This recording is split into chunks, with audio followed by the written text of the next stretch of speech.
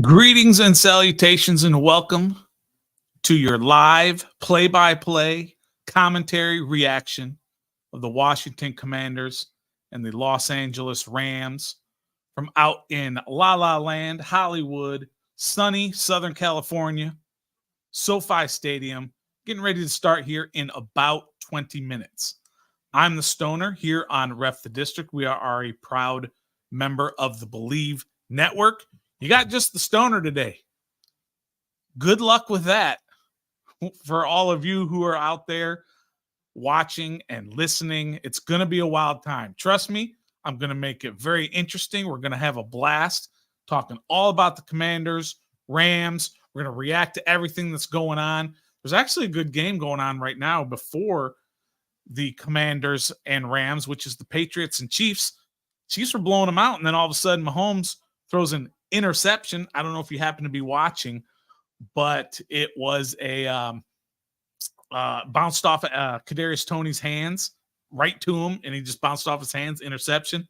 Patriots scored, and now they're forcing a punt for Kansas City. Only down 10, 4 minutes left. But hey, looks like a pretty darn good game.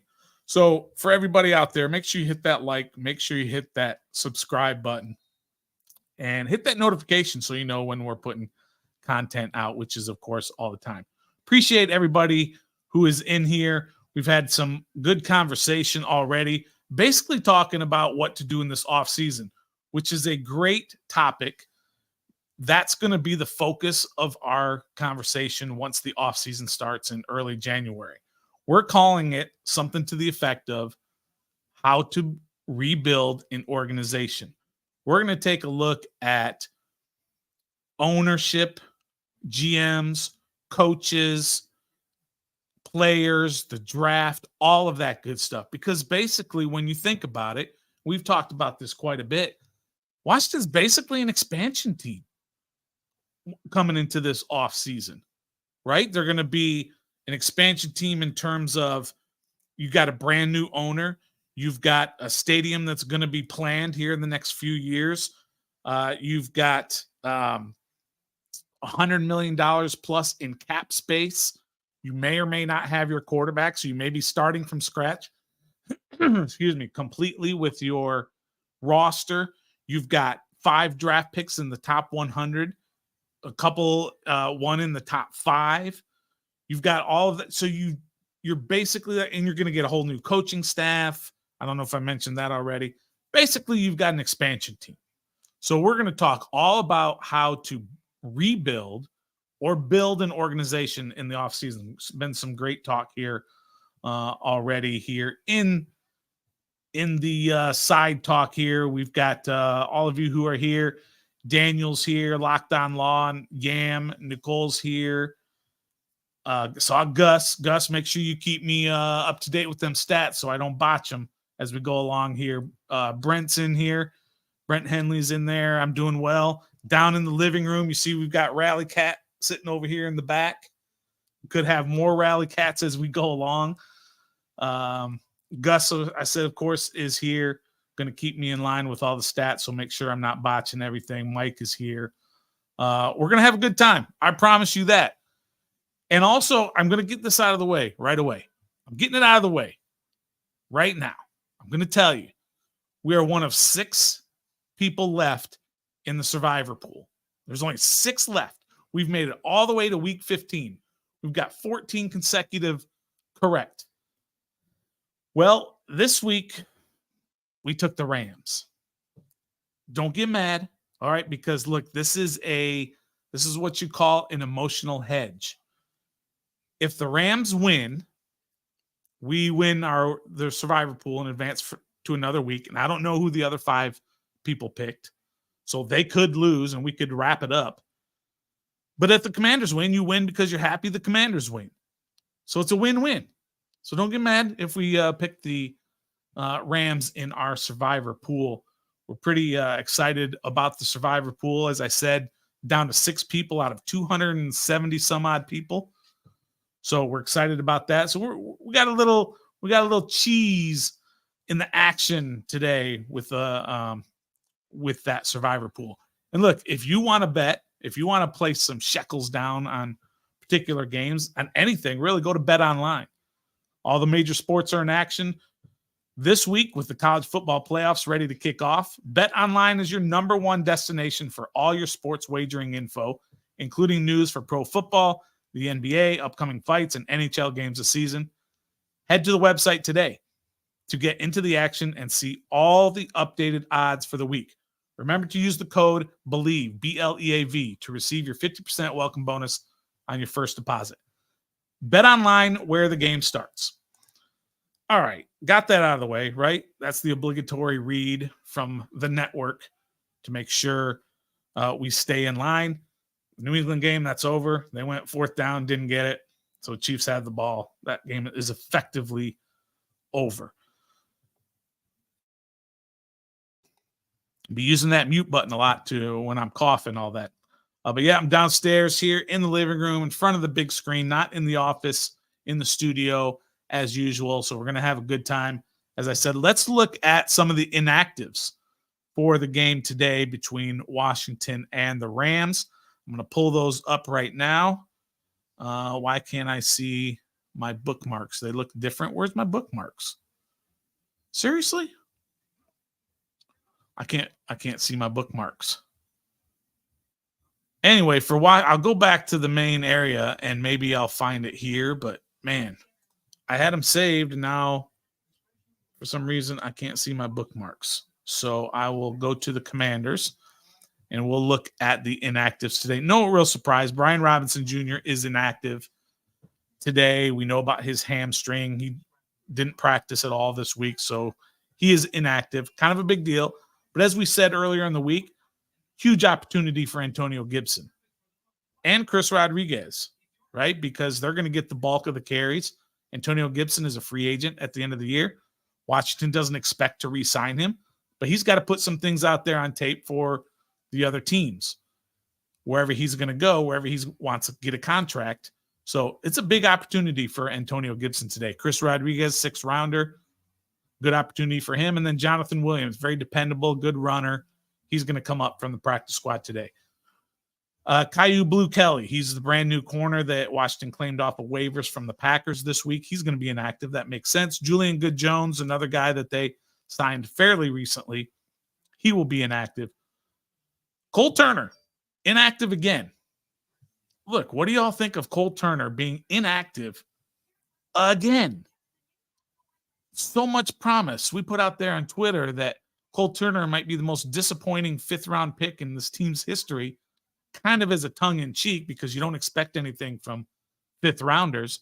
But he's gone from a guy who we thought was going to be an absolute stud and a steal in the 5th round to now all of a sudden he's getting inactive. He's getting cut, not cut. He's getting inactives a bunch of different weeks. Cole Turner, gone. As Yam says, does he even exist? I know. I'm right there with you. Like that. I mean, I don't like calling players that, but I get it. I understand what you're trying to say is he's hasn't been good. I don't know what's going on there. Gus has got a good comparison. Gandy Golden 2.0. I mean, Gandy Golden retired after like 2 seasons. And Gandy Golden was a 3rd rounder. Check me on that, Gus. I think he was a 3rd rounder and turned out to be nothing. They thought about moving him to tight end because he was a bigger guy. He just didn't have a love for football. But Cole Turner, these 2 eyes watched Cole Turner in training camp and were stunned by his talent. And yet he can't even sniff the field. You can say that maybe it's the it's this coaching staff is not using him right. I get it. A lot of people say that, but look, he's not playing and he's not getting used or he's just not good enough. I don't know which one it is. As Gus doing a great job as usual, fact checking me. Gandy Golden was a 4th rounder, already out of the league. Brian's asking, is it his practice habits? I mean, it might be his practice habits. Who knows? But again, I saw him in practice. He was killing it in practice. He was dominating the field. He was the guy standing out. Now, this was 2 seasons ago, his rookie year in training camp, but he was legit. And I don't know what happened. I just don't know what happened there. No, Yam, he was not Turner. Cole Turner was not a Scott Turner pick. I see what you're saying. I mean, he could have been. He could have been. Scott Turner could have stood on the table and said, "Look, this is a guy I can use." And then he got hurt in training camp last year and finished with, I don't know, 4 catches, something very small last year. So even if it was a Scott Turner pick, he didn't utilize him either, even when he came back from injury. So the Panthers won today. Good Lord. I don't know if anybody saw the photos that were coming out of there down in Carolina of the stadium during halftime. I'm not exaggerating. At halftime, look, there was bad weather. It's a bad team. I get it. There might have been 100 people in that stadium. And I'm not exaggerating. It's insane what we saw there in Carolina. But that's what happens when you're losing and it's raining, bad weather, but still, I mean, 100 people maybe. Jeez. Silver Fox in the house from Southwest Florida. HTTR, Southwest Florida. That would be the Pensacola, Tallahassee kind of area. I hear you. Welcome in, Silver Fox. Glad to have you along with us here on Ref the District. A couple more inactives. Mitchell Tinsley is a undrafted free agent out of Penn State, big wide receiver. A lot of people have wanted to at least give him a shot. This is the time of year when you should be giving guys a shot, but I guess he hasn't shown enough either. I don't know what's going on with Mitchell Tinsley either. And then James Smith-Williams, also inactive. He's got a hamstring as well, kind of like Brian Robinson Jr. So there's a couple of guys, excuse me, a couple the inactives. Some of them are injury related, and of course, some of them are related to just needing to have somebody inactive. All right, I got to change the channel here from that particular game. We're going to move over to the Washington LA Rams game on CBS, which 10 years ago, if you told me that the Commanders and Rams were going to be on CBS, I'd be like, you don't know what you're talking about. They don't go to anything in the NFC was always on Fox, but they move things around now. It's not like that. It's not proprietary anymore. Let's go to the Rams inactives. There's a couple of guys that we don't really know about who they are, but there are a couple of guys to look at in terms of that we know. So Tutu Atwell, concussion protocol. He is not going to be playing today. I believe he's their third leading receiver behind Kupp and Nakua. I think Nakua is 1, Kupp is 2, and then Tutu Atwell in terms of receivers. So he's not going to go. And one of their offensive linemen, Rob Havenstein, is not going to go. The big name that is going to go is, of course, Aaron Donald. He was questionable coming into this game, but he is going to play. Aaron Donald. He's a game wrecker. We all know him. 2 or 3-time NFL Defensive Player of the Year, first ballot Hall of Famer, absolute stud. So one thing I wanted to point out as we're getting closer to kickoff, which is only about 5 minutes away from kickoff. What are you guys looking for in terms of what you want to see today? We've had a lot of talk about tanking versus non-tanking. We here are non-takers. All of us are non-tankers here on Ref the District. You play the season out, you try to win every game, and then at the end you see where you are and you make the right draft picks. I always tell people this. Let me get this question here from Yam. Yam's always got good questions. Can you remind us in Lockdown Law, how many busts versus successes have there been in the first round QBs?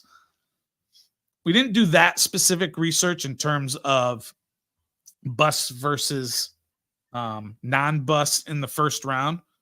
What we have looked at, though, is the top 5 picks are not necessarily good draft picks when it comes to quarterbacks. There are very few who have won a Super Bowl who have been a top 5 pick who won a Super Bowl for their team. In the last 35 years, Locked On, check this out. In the last 35 years, you know how many quarterbacks have won a Super Bowl who were a top 5 pick who've won a Super Bowl for the team that drafted them. The grand total is 2 in 35 years. And that's 43 quarterbacks who have been drafted top 5 in the last 35 years. And 2 have won a Super Bowl with that team. There's a couple of asterisks in there, like Carson Wentz. He won a Super Bowl, but he was not the quarterback who won the Super Bowl. Drew Bledsoe won a Super Bowl, but Tom Brady won the Super Bowl. And then you have a couple there with Eli Manning was not drafted by the Giants. He was technically drafted by the Chargers and then traded to the Giants. And then also John Elway, same thing. Technically drafted by the Baltimore Colts and traded to the Broncos. So there's a couple of asterisks, but essentially there's 2. Peyton Manning and Troy Aikman. That's it. That's your list. And we can go on and on and on and on about how many busts there are, how many top 5 picks. I might have the list here on this pad of paper. Some of the names, I think I do have it on this pad of paper. Oh, it might be on the other pad of paper. That would suck. Yeah, it's on my other pad of paper. But it's just not a guarantee. Top 5 means almost nothing when it comes to quarterbacks. And I even went through and looked at picks 6 through 15 and how many have actually won a Super Bowl. Picks 6 through 15 in the first round. And I'm going to throw some names out at you like David Klingler and Andre Ware and Jake Locker and Josh Rosen and Byron Leftwich.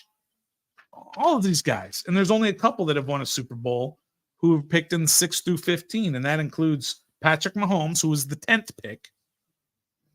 And then also, there might have been one more. I'm looking through the list. Oh, Big Ben.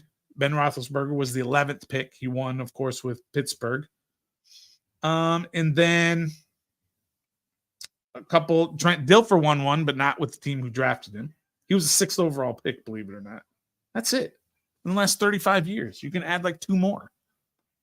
Patrick Mahomes and Ben Roethlisberger. That's it. It's not where you draft. It's who you draft. It will always be. This I can promise you. This is what's going to happen. When Washington's up to pick in the first round, regardless of where they pick, if they pick 2nd, if they pick 4th, if they pick 9th, if they pick 16th, someone who gets drafted after them is going to go to the Hall of Fame. So Washington could have drafted a Hall of Famer. There's always a Hall of Famer who gets picked in every draft.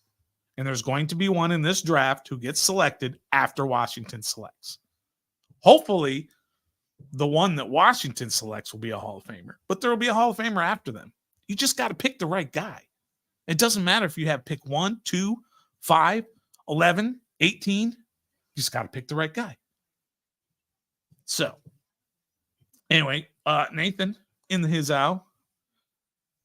Appreciate you, Nathan. Gus, 4 playoff wins in 5 years seems lofty. I'd take more wins than losses. How about an 11-win season? In reference to Gus asking about what he hopes this franchise will do here coming up in the next few years. So I've done inactives. And one other thing I want to point out as we get close to kickoff here in about a minute. Excuse me. The Rams have 6 wins. Washington has 4. There's not this huge disparity between the two. This is not who's playing tomorrow or San Fran. Who's San Fran playing? I forget. They're playing like a 3-win team and they're like a 10-win team. There's not this huge gap between these two teams. Now the Rams are surging, having won 3 out of the last 4, and Washington is going the other direction. But this game's going to be a little bit closer than all of you all are thinking. We've just been hammered the last couple of weeks. And of course, Washington is coming off of their bye week. I've not heard good things coming out of the locker room from the bye week. I've heard some bad stuff in terms of this team really has checked out. You know, there are teams that come out of their bye week this late in the season and they're just raring to go. Washington is not one of those teams. So we'll see. Yeah. Gus says San Fran is playing Arizona. Arizona has 3 wins, I think. And San Fran has 10. This is not that 7-game gap. This is 2 games. Washington will receive the ball here to start the game.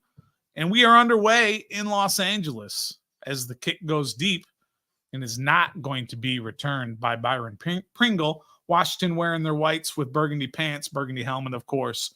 Sam Howell will lead this team out onto the field. 3,635 pass yards in 14 games. That is a franchise record for your first 14 games. 13 this year, and of course the one last year against the Cowboys in week number 18. And as the TV networks like to do, they like to show the visiting team fans. Washington will set up with Gibson in the backfield, shotgun. They will give it to Samuel on a run or a little pass, a little shovel pass up the middle, and he'll get upfield for about 5 yards. A good start for Washington as they come out onto the field for the first drive. Chris Paul is getting the start at left guard. We expect to see Sadiq Charles, but we'll see what happens. As Yam is saying, Yam is pausing us.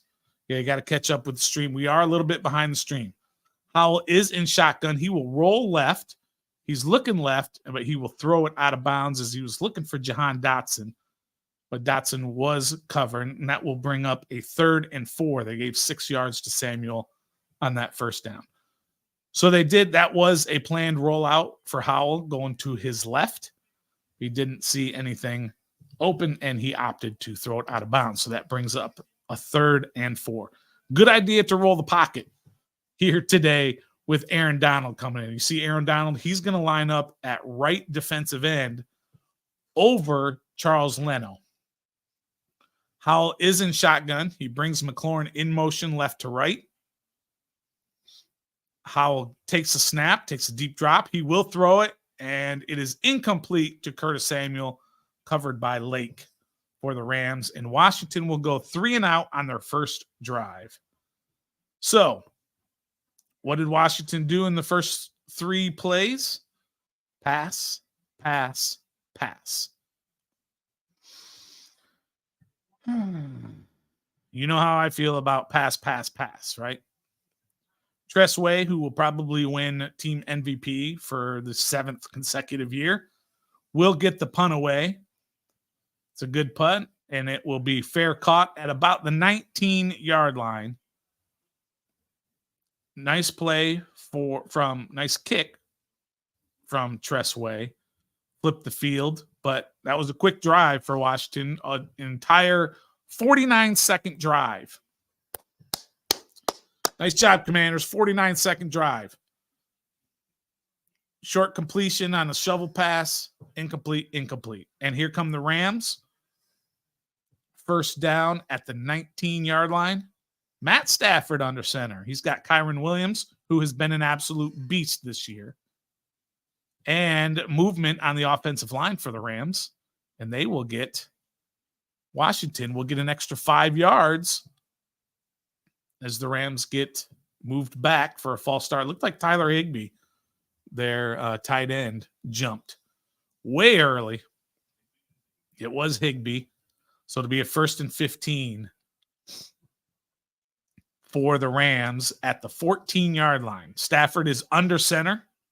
Again, he's got Kyron Williams in the backfield. A quick pass out to Nakua on the left side. Gang tackled by St. Juice, Cam Curl, and a whole bunch of others after about a 5-yard gain. Should be 2nd and 9, 6-yard gain. 2nd and 9 for the Rams from the 19-yard line. They're going pretty quick here.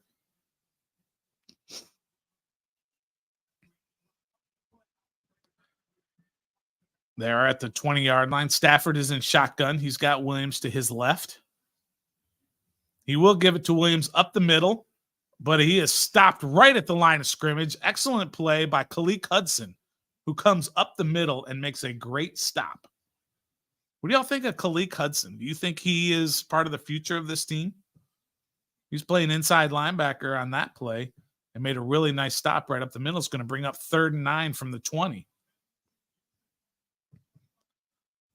We're going to take a look at St. Just and Forbes today. Young guys, Percy Butler out there. Quan Martin will play a lot. A lot of young guys out there playing. Stafford's in shotgun on 3rd and 9 from the 20.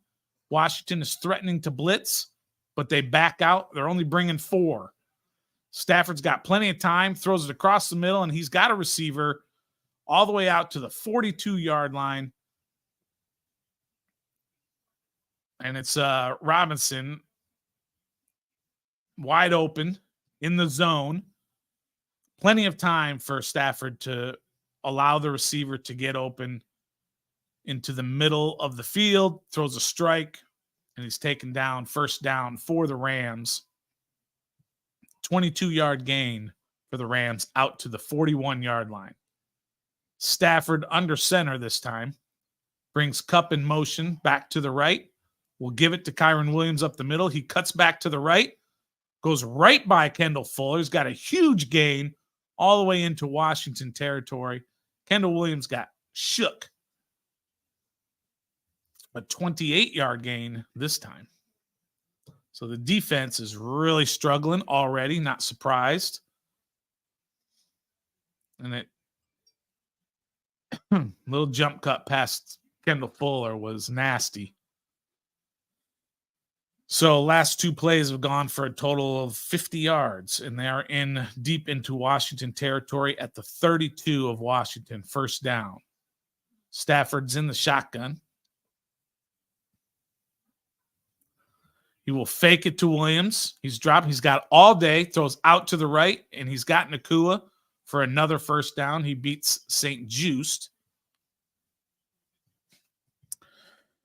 Ooh, it might be a long day for this defense. Right now, so far, they have not been able to get any pressure on Matt Stafford. He has not been touched. He has not been pressured.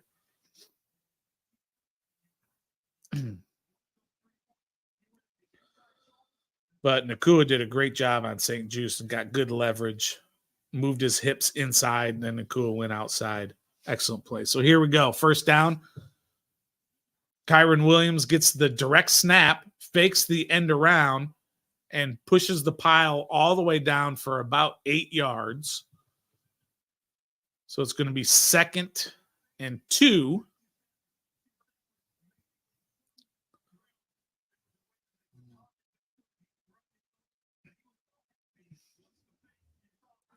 Stafford was actually the one they faked the end around to. And both Tuhill and it looked like Jonathan Allen or Payne, I couldn't see which one. It was Payne, went with Stafford. Like Stafford's going to run the double reverse.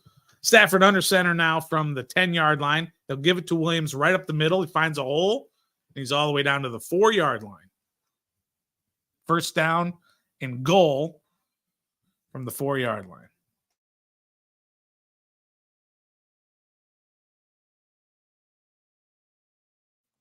I'm going to be doing a lot of talking, so I'm going to be doing a lot of hitting that mute button. But here they are. They're going fast from the 4-yard line. Stafford is in the shotgun. Throws it out quick to the left to Kupp. Nice play out there by Kendall Fuller to stop that from going anywhere. Might have even lost a yard or two. Kendall Fuller has been really solid for this team. Look, he's a free agent at the end of the year, I believe. Yeah, he's a free agent. I don't know that they're going to re-sign a 29-year-old corner. They might, going on 30. They might, but I doubt it. We'll see what happens. 2nd and goal now is a 2-yard loss back to the 7. Stafford's under center. He'll fake the pitch right, go back left to Nakua. Washington is there to stop it. And Nakua gets down to the 3-yard line. A nice coverage by Percy Butler, who was in there to help out along with Harris. Dejon Harris was there as well. So now we got a big 3rd down for this defense to see if they can stop and hold them to a field goal attempt. This is a big play on 3rd and goal from the 3. Stafford's in shotgun. 3 receivers on the right, 1 left. Stafford drops. He looks. He steps up, and he gets hit, and he's going to get sacked back to the 4-yard line. That looked like Deron Payne and Andre Jones Jr. were there. Good coverage on the back end to keep the Rams from being able to find somebody and score. Jonathan Allen got the pressure and forced Stafford to step up, and then Payne got there. So somebody was asking earlier. Let me go look for it. Here we go. Mike, where's Payne and Allen? There you go. There they are. Allen with the pressure that forced Stafford to step up right into – oh, did he make that field goal? He did, right into Deron Payne. And the Rams do kick the field goal. Barely kicked it in from like 20 yards, whatever. But the Rams do get 3 points. So just like that, the Rams on their opening drive move right down the field and get 3. So they now lead Washington 3-0. Not the greatest defensive first series for Washington. But, I mean, if we want to talk about this defense, holy cow, have they been bad. Incredibly bad. Historically bad. What the heck happened? Will Diggs corrected me that Fuller is 28. He's going on 29. I think he'll be 29 by next season. But yeah, do you want to sign him? Is he a good player? Nathan always likes to say, is he one of the 32 best corners in the league? Absolutely. But if you're rebuilding this team, do you want to give a guy like Fuller who's going to command, I don't know, I'm just throwing a number out there, $12 million a year? Are you going to want to bring him in for another 3 or 4 years when you're trying to rebuild? Probably not. You drafted Forbes. You drafted Quan Martin. You've got St. Juice. You've got some young guys there. Kendall Fuller is probably not a part of the future of this team. Just saying that. Okay. Will says Puka Nakua. He says Pukai, but it's Puka Nakua. Looks 40. Yeah, he's a rookie. Young fella out of BYU. I believe he's a 5th rounder. Kyron Williams, the running back, I believe is a 5th rounder. Cooper Kupp, I believe, is a 3rd rounder. Help me out on that, Gus. I think Cooper Kupp was a 3rd rounder. Now, look, Matt Stafford was a 1-1 for the Lions. Aaron Donald was a 1st rounder. He was a top 10er, I believe. So everybody knew Aaron Donald was going to be great. But, man, you got to hit on those picks. The Rams essentially gave up first-round pick after first-round pick after first-round pick so that they could go for that Super Bowl with the Jalen Ramseys and the Von Millers and all those guys. And they did, and they won it. And the reason they haven't been just god-awful is that they've been able to draft in the later rounds very well. That's what you got to be able to do. You got to have guys like your second-rounders, like your Fedarian Mathises and your Quan Martins and your Sam Cosmes. They got to hit.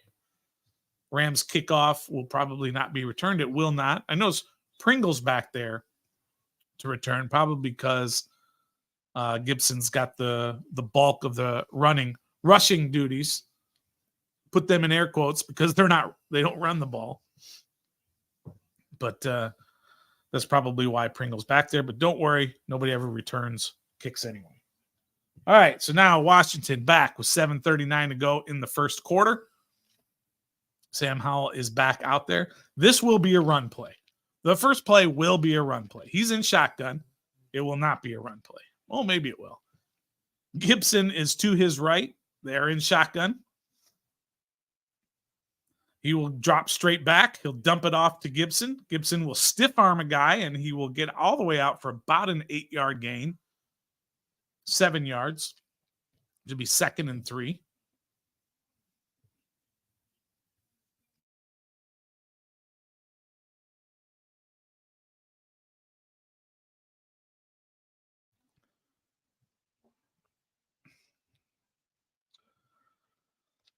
All right. 2nd and 3. So a 7-yard gain. Howell is now under center. So now they're going to run the ball. Nope. Fake. Play action. Deep drop. Howell's looking deep. He ends up dumping it down to Gibson. His safety net. Perfect. first down for Washington. That's what you do. He was looking deep. He looked like he wanted to get something deep, but he ended up going to his safety net, which was Antonio Gibson, who got about a 4-yard gain. So Washington does have a first down. Rodriguez is now in the backfield. Howell is under center. He will give it to Rodriguez going right. He's got a little bit of a hole, but only about a 2-yard gain for Rodriguez. That's okay. That's their first run of the game. So let's see. 1, 2, 3, 4, 5. Finally, on their 6th play, they run it. Aaron Donald not in the game right now, last couple of plays. Good. Keep him on the sideline.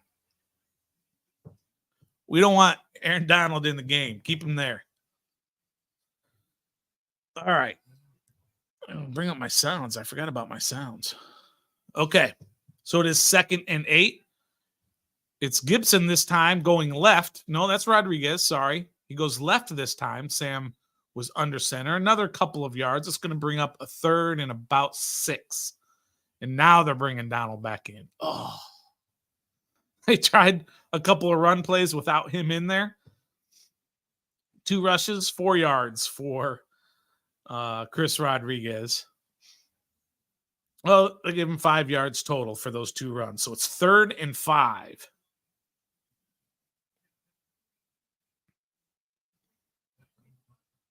All right. Howell is in shotgun. He's got Gibson in there to his left. He's got 3 receivers right, 1 left, which is Logan Thomas. Takes a deep drop. He rolls right. He's looking to throw. He doesn't find anything. He is going to run it, and he does run for a first down and gets out of bounds at about the 47-yard line. First down for Washington. Came out of his shoe. Now he's getting his shoe fixed. Hope Jacoby Brissett's ready. But there was nothing open downfield. Sam rolled to his right. Good pickup, by the way, by, I can't see who that was, on the blitz. Oh, it was Jonathan Williams. Good pickup on the blitz. And then Howell was able to outrun the defender and get all the way downfield for a first down. So 2 consecutive first downs for Washington. Howell's back to throwing the shotgun. He will go downfield to Terry McLaurin for a first down to the 37-yard line. There is a flag on the play. It doesn't feel good. I think we're coming back on this one. We got a holding. Charles Leno Jr. with the holding. So Washington will go backwards. A positive play for the offense. And I'm looking at it. Oh, he just got beat by an inside move, and then he absolutely grabbed him. That is a textbook holding on Charles Leno.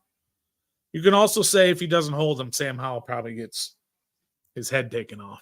But you're now behind the sticks here at 1st and 20. If y'all hit that like button, by the way, I sure hope you all are hitting that like button. Make sure you hit that like. We're trying to get to at least 100 by halftime. All right, so Sam Howell is in shotgun, 1st and 20. He looks left. He throws immediately left. It looks like he hits McLaurin, but only for about 5 yards. Nope, sorry, it's Byron Pringle. 1st and 20s, man. Those are drive killers. 1st and 20s are absolute drive killers.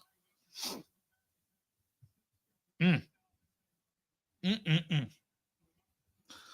Orleans won today. That was our backup pick for our survivor pool. If we weren't going to go with the Rams, we were going to go with New Orleans.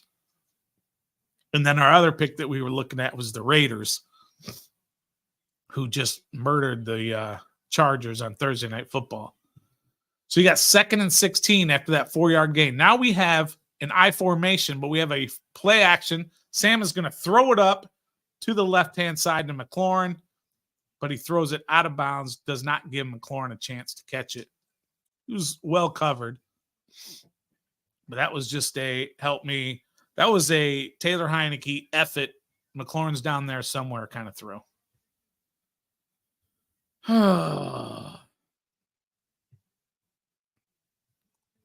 Welcome, Chilla's Moon. This is where you want to be anyway. You don't want to be watching on DirecTV. This is the place to be. Ask all the folks who are here. All right, here we go. 3rd and 16. Trouble. Rams are threatening to blitz. They do bring one extra, but it's picked up. Sam's got time. Now he rolls right, being chased from behind. He's still looking, still running, still going, hits a guy, and he's going to end up about 3 yards short of the line to gain. This might be a go for it kind of situation on 4th down. Could not catch. That was really nice wheels by Howell, who had a guy running right behind him the entire way, who never did catch him. And he's going to be about 3 yards short, 2 yards short. They're calling it 4th and 2. And it looks like Washington is going to go for it. I agree with this call. 4th and 2. These are the type of plays where you go for it. You're at the 46-yard line of the Rams. Howell back to pass. He's looking. He can't find anybody. He steps up. He does end up throwing it, and he's got a catch down the right-hand sideline to Terry McLaurin for a first down. An excellent play by Sam Howell, a gain of 25 yards. He was flushed. It took him some time. Terry McLaurin was not open originally. Then he went down the field. Howell found him on the run with an excellent throw as he's almost falling down. That's the kind of plays right there where you watch Sam Howell and you're like, whoa, not many guys can do that. And he just did that. So Washington does have a first down now here at the 21-yard line. Howell again in shotgun. He gives it to Gibson going up the middle, finds a nice little crease for about 7 yards for Gibson, which will bring up a 2nd and short for the Commanders. A nice little drive here that Washington is putting together. I'm telling you, that is definitely a wow play.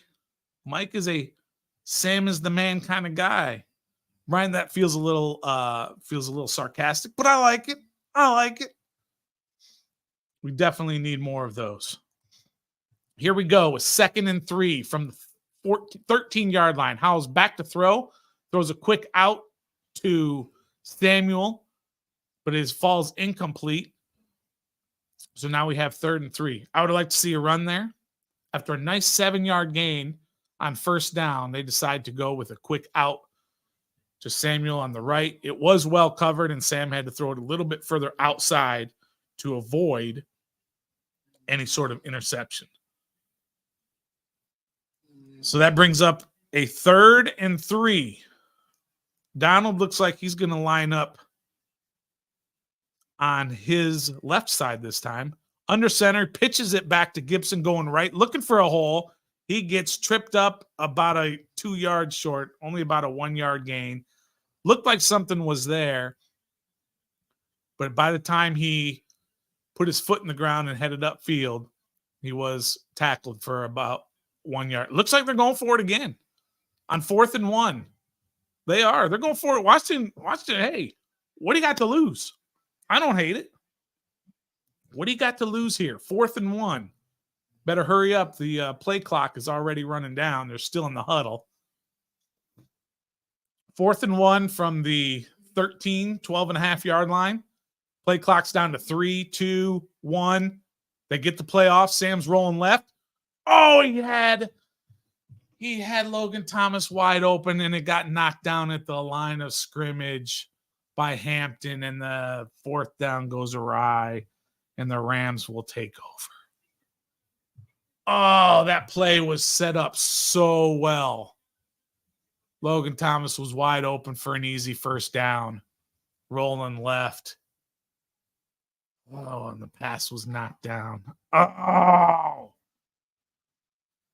So the Commanders turn the ball over to the Rams.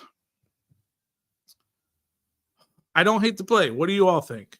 Do you all hate a 4th and 1? This is closer to 4th and 2 from about the 13-yard line. Down 3-0 first quarter. Do you all hate that?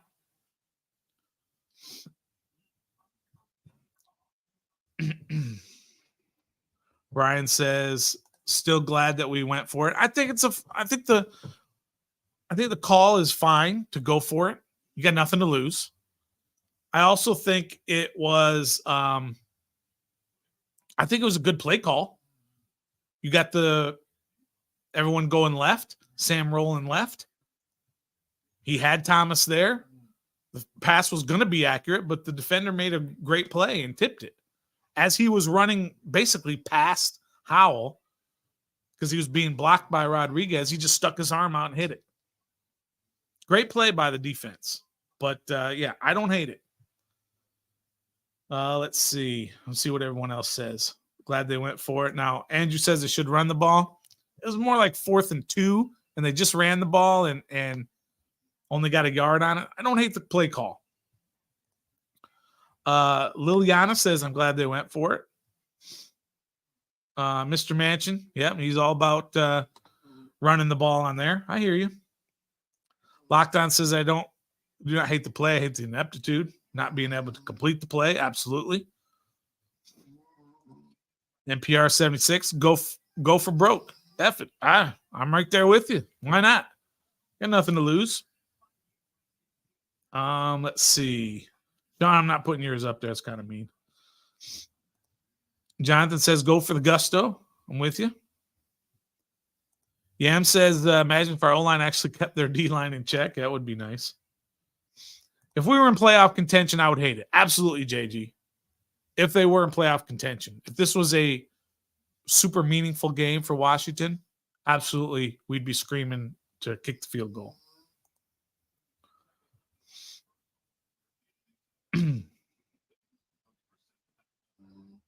Times like the play was there. The play was there. The play call was fine. Just didn't complete it. All right, here we go. The Rams take over from the 12-yard line. Stafford is under center. He gives it to Kyron Williams going to the right, and who is that? That's KJ Henry. Blew it up for a 3-yard loss. Nice play by KJ Henry, getting upfield, setting the edge. Fantastic play by KJ Henry. That will probably be the last play of the quarter. Rams are going fast, probably because they want to catch Washington. Nope, they are going to snap it. Stafford in shotgun. Throws it off to his right to Higbee. He's taken out of bounds by Khalik Hudson. A nice game, but that will be the end of the first quarter as the time runs down with the Rams up 3-0. I mean, this is kind of what I was saying at the beginning, is that these two teams aren't like at the opposite ends of the spectrum. That was a good first quarter for Washington. You had 2 drives. The first drive was terrible. First drive was terrible. 3 and out. And then the second drive, I'm writing some notes here for our instant reaction later. The second drive, went for it twice. Went for 4th twice. Got the 1, did not get the second one. So, not terrible. Defensively, so the Rams only had the ball.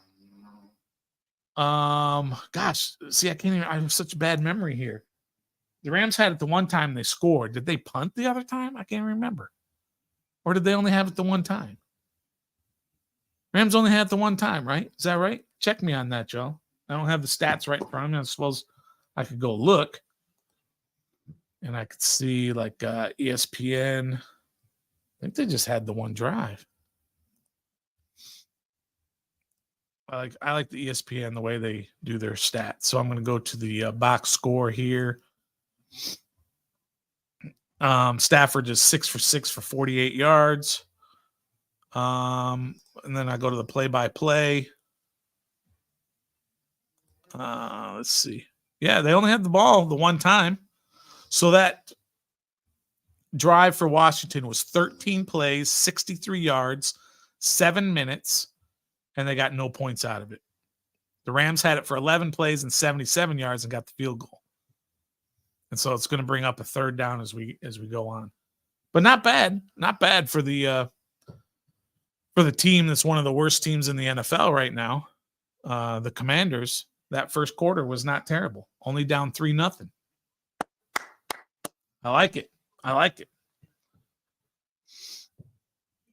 the conversation about Terry.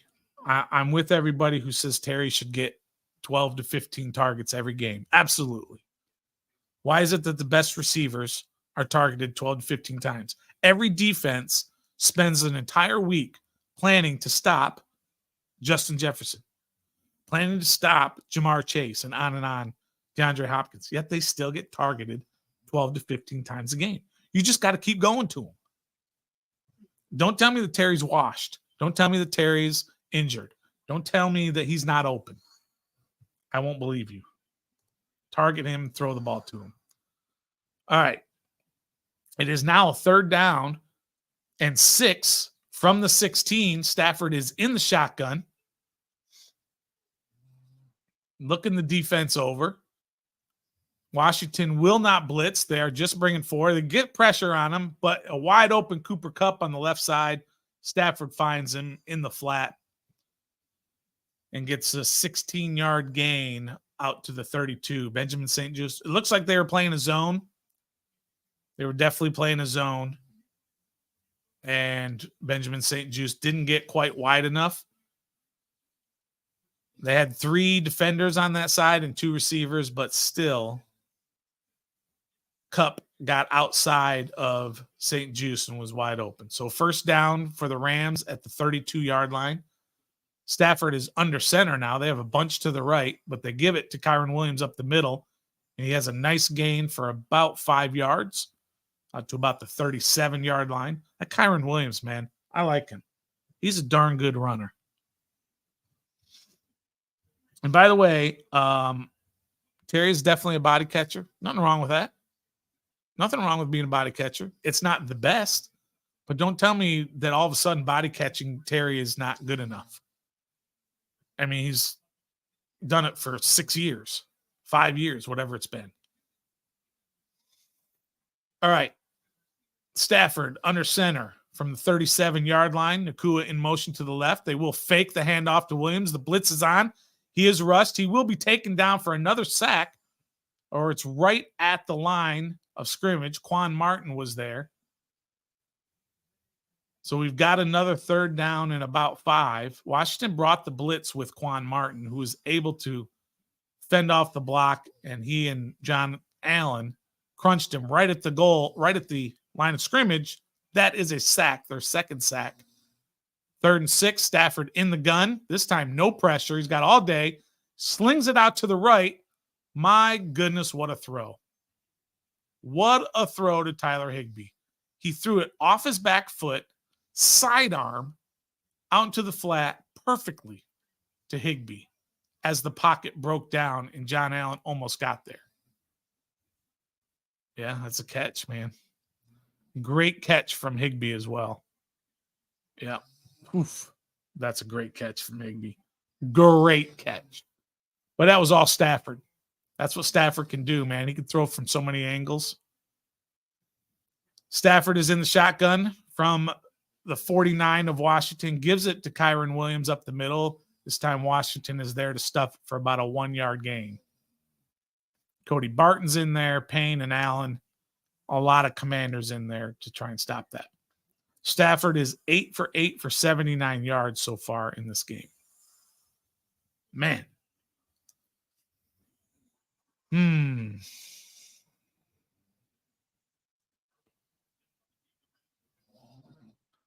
Phidarian Mathis is in the game. If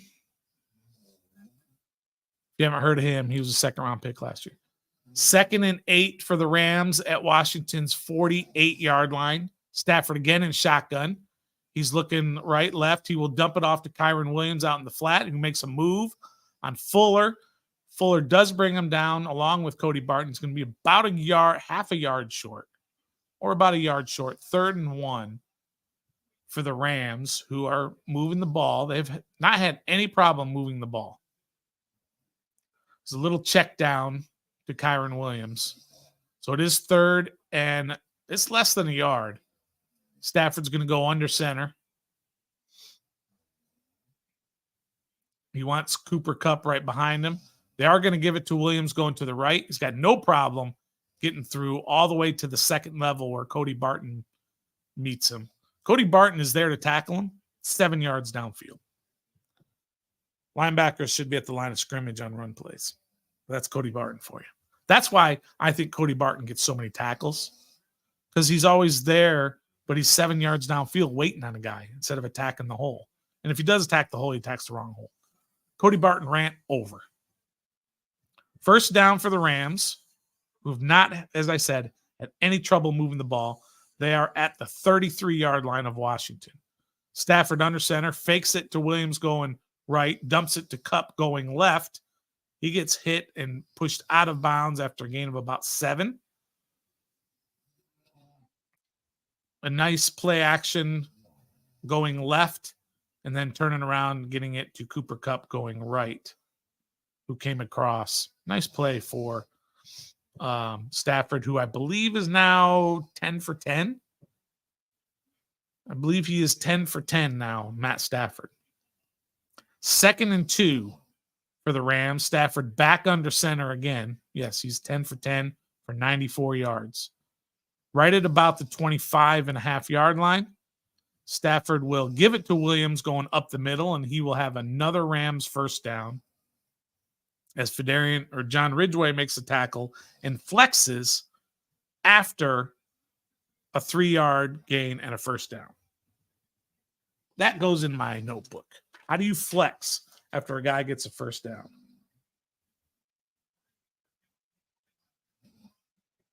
Flexed after the guy got a first down. Good job.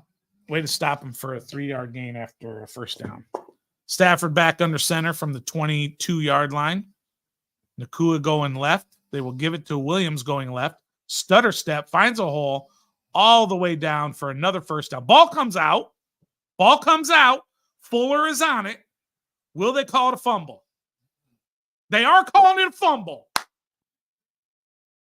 They have called it a fumble. Recovery for Kendall Fuller. Now they're going to see if he was down or not. Cody Barton with another tackle 7 yards downfield. Oh, that's out. That's out. That's a fumble. That's a fumble. They're going to go and review that. That is definitely a fumble.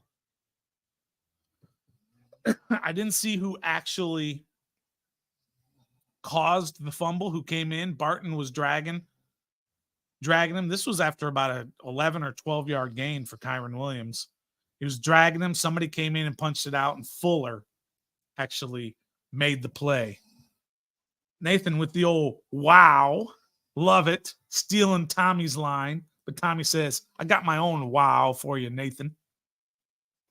Take that, Nathan. Like, yeah, we can't lose them all. That's right. They're not going to lose all 4 games. Who wants to bet me on that? Who wants to bet me on whether or not they're going to lose all 4? By the way, I forgot to do this. Let's see. I forgot to mention our fantastic sponsor, and we'll hit them up on the next break. Our fantastic sponsor is Don't Sleep Energy. If you look right up here, Don't Sleep, that's their logo. They're a fantastic sponsor. If you want to show support for Ref the District, go to don'tsleepenergy.com and use our code DISTRICT. You get 12% off their energy drinks. They have the energy shots now as well, which are really good. They've got good swag. We love those guys over at Don't Sleep Energy. If you want to show support for us, we have what's that? Where you can, oh man, I forget what it's called. Help me out there. You can hit that where you can donate with the chat in there. But you don't have to, of course. We're going to give you great content whether you donate or not. But donate just helps us out. We put 100%, let me repeat that, 100% of the money that we make goes right back into this program. So we can bring you better graphics, better views, better cameras, better computers, better lights, all of that good stuff. So just keep that in mind, that if you want to donate, feel free. We're always there. If this is a turnover, which I think it will be, it's going to be the first one in about a month.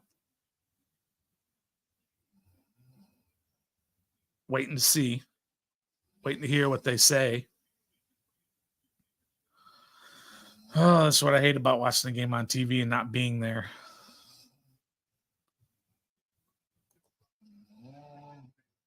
It is definitely a turnover. Washington gets their first turnover. I think it's been 5 games. I'm trying to see again who came in and punched that out. It was definitely a punch. Still don't know. Maybe you all can look it up. Gibson goes to the right-hand side and gets about 2 yards. So a great stop there for Washington. Their defense is bent but not broken on the 2 drives that the Rams have had. Yeah, if you guys want to let me know who that was that punched that out, that would be awesome. I can go look, but then it takes me away from the focus of the game. Also takes me the focus of giving you all the content. So it's 2nd and 8 for Washington. There's only 8.5 minutes. Oh, you know what? Nobody told me to switch the quarter. Quarter plus. Did I get it? Nobody knows. All right. So up the middle for Antonio Gibson, who makes a spin and then runs into 1, 2, 3, 4, 5, 6 Rams who are there to finish the play. So that will bring up another 3rd down for this Washington offense. Butler, thank you. C notes. Butler had the punch that ball out of Kyron Williams. So 2 drives, they've moved all the way down the field. One, they stopped him for a field goal attempt with a sack. And then the second one, of course, they get the turnover on Kyron Williams, who, by the way, on that run had run for a 1st down. So it would have been 1st and goal for them. All right, Jonathan Williams is in the backfield on 3rd and 5. Howell is back. He is pressured. It's a screen, had a nice little screen set up, but Howell overthrew Jonathan Williams. Incomplete pass that will bring up 4th down. This is not one of those 4th downs where you're going to go for it. This is a punting situation. Yeah, so that had a chance if Williams had gotten that. He had, I think, Cosme out there as a lead blocker and 1 defender out there, but couldn't because of the pressure, and also Jonathan Williams got pushed away from his route. Tress Way with the punt, not a great one. It is caught, fair catch, close to midfield at about the 47 of the Rams. So the offense didn't help the defense there. That's a case where the offense needs to help the defense. The defense bad, yes. Help them out. They just were out there for how many plays? Let me go to and refresh this. So the Rams just had another 12-play, 6.5-minute drive. And then Washington gets it back, 3 plays, 1.5 minutes. And the defense has got to go right back out there. This is where that whole team thing, man, you got to help out that defense by being more proficient on offense. That's the whole thing about why we sometimes want to blame Howell and blame Bieniemy. Also, for the defensive problems. They just stopped. They just went out there and were getting pushed all the way down the field and fighting and clawing. They get the turnover. Offense goes out there for 1.5 minutes, and defense has got to go right back out there again. What do you think is going to happen on this drive? The Rams are going to go right down and they're going to score because the defense is tired. Ridiculous. Nathan is pointing out that the snap to Tress Way was low, which probably caused him to hurry just that fraction of a second, whatever it was, and he didn't get a great punt off. Only about, I don't know what the yard was, but 30-some yard punt. I can go back and I can check see if it's listed the punt. 39-yard punt. Oh, Cheeseman, he's gone. Sorry, I put the wrong one up there. Sean is trolling. You troll, Sean, as long as you don't take any direct shots at anybody who's here. Trolling is allowed. Mostly I'll ignore you, but no problem. Jaden, what's up? Jaden Somerville. Appreciate you being here. Yam's not going to let you troll. I can tell you that. He's going to call you out there, Sean. He's going to do our dirty work behind the scenes.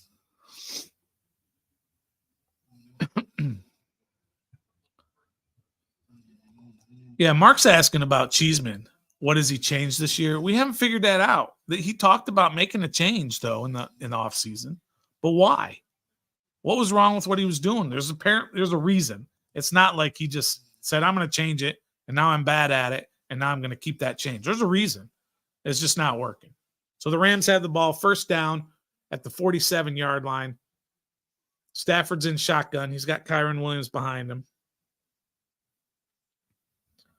He's going to do a straight drop. He's going to look right. He's going to look left. He's going to throw backwards to Kyron Williams.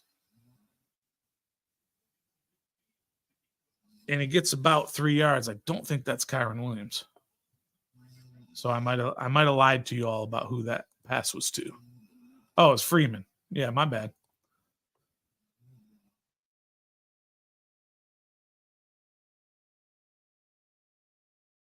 Oop, Mark is right. It's crazy how he's fallen off. It's crazy.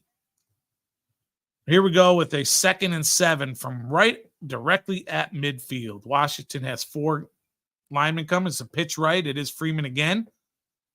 But Khaleke Hudson is making some plays today. Khaleke Hudson is popping a little bit for me. He takes him down after about a 2-yard gain. Going right. We'll bring up a 3rd down for the Rams. Only 6.5 minutes to go before halftime. It's still only 3-0. Washington is hanging in there. As bad as the defense has been, they haven't given up any big plays yet. That's for sure. Oh, did I just jinx it? 3rd and 5 from Washington's 48-yard line. Stafford is in the shotgun. Still got Freeman back there with him. Washington does bring a blitz. Stafford has time and dumps it to Cooper Kupp on Benjamin St. Juste for another 1st down for the Rams. I don't know what they are on 3rd down conversions right now, but they're having their way on 3rd down. I'm going to go look. Give me the team stats here. Team stats on 3rd down, they are 4 for 5. 4 for 5 on 3rd down.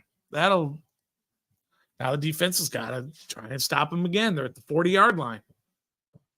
1st down for the Rams at the 40. Stafford is under center. Another bunch set to the right. Now I believe that's Kyron. No, it's still Freeman. Fakes going to the left. End around to Robinson on the right. He's got a lot of room. He's going all the way down to about the 16-yard line. A gain of 24 yards. As Robinson, who a couple of preseasons ago absolutely lit the Commanders up when he played for the Ravens. A big end around. Cody Barton with the tackle, 24 yards downfield. It was a nice play for the Rams, who are back into the red zone again. Their 3rd consecutive drive in the red zone. They're giving them the 17-yard line. So again, Stafford is under center with that bunch to the right. Stafford gets the play. He will hand it off up the middle to Freeman. Freeman powers forward and gets about 3, maybe 4 yards before he's tackled by Fedarian Mathis.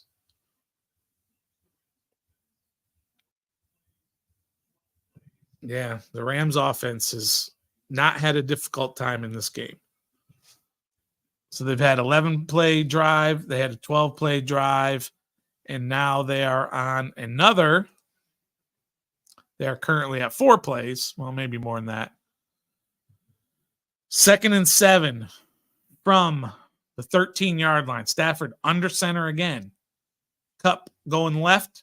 They will fake the pitch right, give it to Nakua going left, and Quan Martin is there for another tackle. After only about a couple of yards, they'll bring up another 3rd down for the Rams, who are now 5 of 6 on 3rd downs. 5 of 6 for the Rams on 3rd downs. Whew. But that was a good play by Quan Martin to make the tackle. He's stepped up a little bit. So we got a 3rd and 4. Stafford is back to pass. He's looking left. He throws it across the middle. He's got Kupp all the way down to the 1-yard line. 6 of 7. 6 of 7 on 3rd down conversions. So now they got a 1st down. They get to take it to the 2-yard line. Under center. Hands it off to Freeman going up middle to the right, but Kendall Fuller is there trying to pull the ball out. That's basically a no gain for Freeman, and there's under 3 minutes to play in the first half. Whoo! So let's look at the box score real quick. So I just want to see how Stafford is running right now. 12 for 12. All right, 2nd and goal from the 2-yard line. Stafford under center again. Bunch to the right again. Cooper goes in motion left. They will fake the handoff left. He'll throw it off to the right. Nobody's there. They could get an intentional grounding, but the official is saying somebody was there. Payne and Allen beat their men pretty easily, which caused Stafford to have to throw it away. And that'll bring up another 3rd down. There's Rally Captain. Good to see you, Rally Captain. Rally Captain at every game, always positive. Check him out on the DMV Mess Hall podcast. 3rd and goal from the 2. Stafford is in shotgun. This time he's got Kyron Williams in the backfield. 2 receivers left. Now he's got another one left. Give it to Kyron Williams up the middle, and he's going to power in for a touchdown. 7 for 8 on 3rd down conversions for the Rams. 7 for 8 on 3rd down conversions. Oh, boy. Rams are 7 for 8 on 3rd down conversions. Not good. Said to put that out there. Unbelievable. In for the extra point. It's up and it's right down the middle. It is now the Rams 10. Let me pump this up. I go Rams +6, and then I go Rams +1. So that's 10. 10-0 for the Rams after that drive. So the Rams have had the ball 3 times. Right? They've had the ball 3 times. Let's see what they've done. They've had a 11-play drive, a 12-play drive, and a 10-play drive. And they've had the ball. That's 11 minutes and 40 seconds. That's 17 minutes, 18 minutes, and 12 seconds they've had the ball in the first half. Suppose I could look at the team stats, and that'll probably tell me, see if I nailed that, see if my math is any good. 18-12.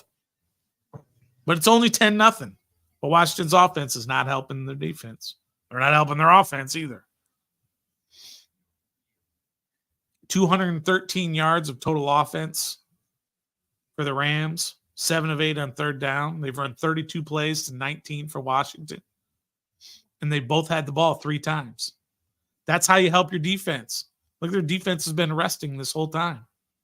They're going to be fresh when they get out there. 104 rushing yards for the Rams. Stafford is 12 for 12. The only thing that is keeping this from being a blowout was that peanut punch from Quan Martin. Tommy with the facetious Rams QB. It's Sam's fault that Stafford is 10 for 10. He's just saying, people want to blame Sam for this team being bad. Jaden's asking, I think, but it's not obviously not his fault. That's all the defense, but you got that turnover and the offense went out there for a minute and a half. And the defense had to go right back out there. And what did I say would happen? They would go right down the field and score because the defense is tired. They were just out there for 6.5 minutes. And then they went right down the field and scored. Man. After turnover, 1.5 minute offensive drive. Oh, man. Help your defense out, man. Give them some time to rest.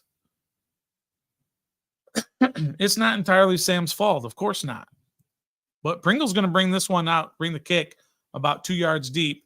He's got a little hole off to the right side, but he's knocked down right at about the 25-yard line, where he would have been if had he downed it. He was very close to breaking that one. That one hit was about it that stopped him. Yeah, and as Jaden says there, we had the ball first and had it for 49 seconds on that first drive. Offense got to help the defense, but the defense got to help the defense too. So Washington has 2:15 left in the first half. They've got all 3 timeouts. Go down and do something. Run an efficient 2-minute drill. Howell drops back in the shotgun. He steps up in the pocket, throws across the middle, and hits John Bates right in the shoulder, and then drops it. Or so it might have been tipped, but I think it hit Bates right in the shoulder pads. Why is an offensive lineman 15 yards downfield? Not really. I just like to make fun of Bates being an offensive lineman. They didn't show the replay, so I don't know, but it looked like it hit him right in the chest and he dropped it. 2nd and 10. That took 6 seconds. Howell's in the shotgun again. They're bringing the blitz again. He dumps it off to Gibson to the right. Gibson can't catch it. Are they going to give it to him or no? No. Right to him. It wasn't the perfect throw. He's trying to tell him he caught it. It looked like he dropped it, but I think he caught it. I think he caught that. I think he caught it. Ready? They're showing it in slow-mo. Hits his legs. He's got it between his legs. That's a catch. That's a catch. Throw the challenge flag. That's a catch. Throw the challenge flag. Throw the challenge flag. He does. Thank you. Thank you. It's outside of the 2 minutes. It's 2 minutes and 1 second remaining. That's a catch. That's right, Polo. That's a catch. He did catch it. This angle from behind shows it goes between his legs. He keeps his hands down there, and he keeps it from hitting the ground. That's a catch. I mean, that should be a 2-second review. Yes, that's a catch.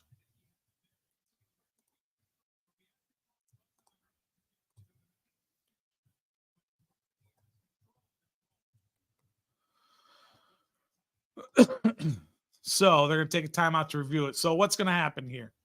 It's going to be 3rd down and about 3. They're going to wind the clock because it was caught in bounds. So they're going to wind the clock down to the 2-minute warning. So it'll be 3rd and 3, and they're going to have the 2-minute warning. Is probably what's going to happen. That was definitely a catch. Polo giving around some kind of love, a backhanded compliment. First time all season throwing the flag properly. Let's see. Gus, thank you, Ron, for throwing the challenge flag for sure. Finally did it. Definitely a catch. All right, we got a lot going on over here on Twitter. What happened? What did Nathan do while I wasn't looking? So that's not good. It's great for our draft position. This must be something. Oh no. Everybody wants to tank. I get it.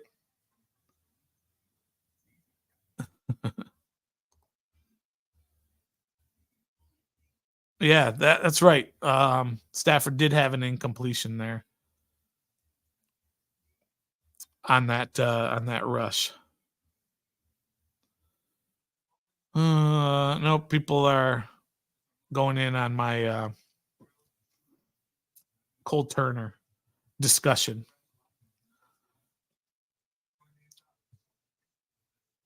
All right. So that brings up, that's going to, like I said, it's going to bring up a 3rd and 3 rather than a 3rd and 10. So you absolutely have got to get a first down and sustain this drive and not put your defense right back out there again.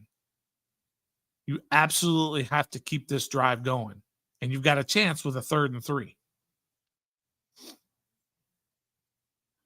It's going to be interesting to see what EB is going to call. So they're doing this commercial during the review. But like I said, they'll come back, they'll set the ball down, and what they'll probably do is let it run down to the 2-minute warning. We'll go to commercials again. And then I hate commercials so much. I'm one of those people that can't handle commercials. All right, so they're coming back. Yep.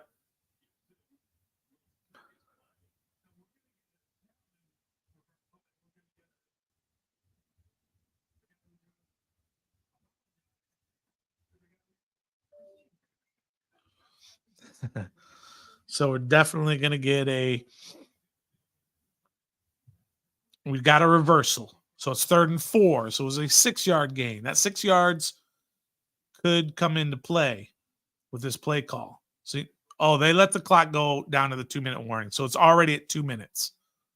So now we are inside of 2 minutes. At 3rd and 4 from the 32, Howell is back to throw. He looks, he dumps it across the middle.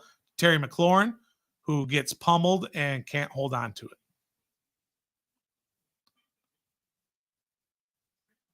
The Rams think that he caught it and it's a fumble and they recovered it. But here you go, 3 and out. Ugh. That was McLaurin got murdered on that, and that was on Howell. It was a late throw, and then he threw it while McLaurin was sitting down, and he threw it to where McLaurin had to do this to go get it, and then that's where the linebacker was. And Hecht just smothered him. So Tressway's out to punt. So there you go again. You can put the defense right back out there. Way punts it. It's fair caught at about the 28-yard line. So now Stafford and the Rams have 3 timeouts, a minute 49. This offense has been bad. We like to kill the defense, rightfully so. But this offense is not helping anybody. What are we doing? That play was on Sam Howell. It was a late recognition of Terry McLaurin. And then when he finally threw it, he led him right into the linebacker. And that throw that he threw to Gibson, who was wide open in the flat, that caused Gibson to have to make a crazy catch. Not a good throw. And the offense, the last 2 drives have had it for a grand total of sorry, I got to go back to the play-by-play here. 3 plays, 6 yards, 30 seconds. The one before that, 3 plays, 6 yards, a minute 37. 2 minutes and 7 seconds. It's not going to help. That's not going to do anything for you. Last 2 offensive drives. 6 plays, 12 yards, 2 minutes, 7 seconds of time of possession. Not good.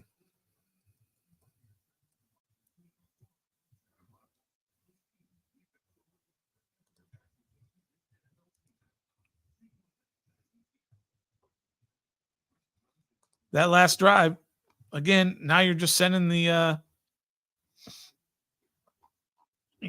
defense right back out there, man. And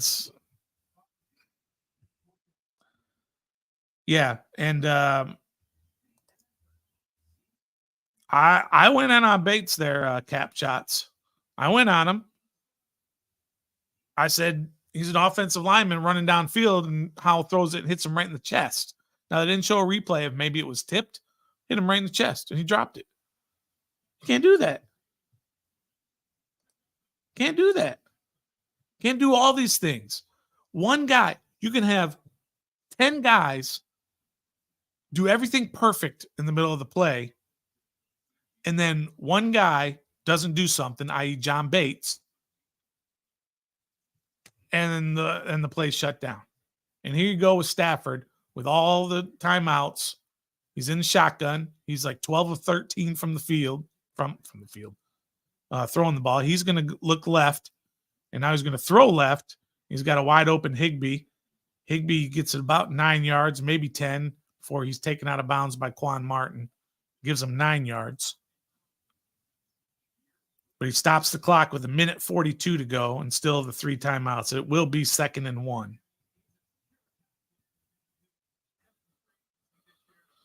13 of 14 for Stafford. 13 of 14 for Stafford. This is not a great Rams defense, by the way. So it's 2nd and 1 from about the 38-yard line. Stafford in shotgun. He's going to hand it off up the middle, wide open, all the way out to close to midfield is Kyron Williams. They've rushed for almost about 130 yards in this first half. They're just running all over. So they're at the 49-yard line. Stafford is in the shotgun. He dumps it to Higbee off to the right. Higbee gets out of bounds after a gain of about 6. And this offense is moving right down the field again. Defense isn't good. Offense isn't good. Tress Way hasn't been good. Joey Sly doesn't even know what the field looks like. He hasn't been out there. He hasn't had an opportunity. Yeah, Mike, good point. I mean, the gaps, both A and B gaps were wide open on that run. Unbelievable. First down from Washington's 45-yard line. Stafford is in shotgun. Cup in motion again. Throws a little dump off to Kyron Williams, who's got all kinds of room. He drops the ball. Washington's trying to get it. Curl had it once. I think he got it again. Uh-oh. What is Payne doing? Payne's pulling guys off the pile. He's going to get a penalty for that. That's a 15-yarder, Payne. Don't do that. However, Washington does seem to have recovered it. First down, Washington. Another turnover caused by this defense, and Cam Curl gets the recovery.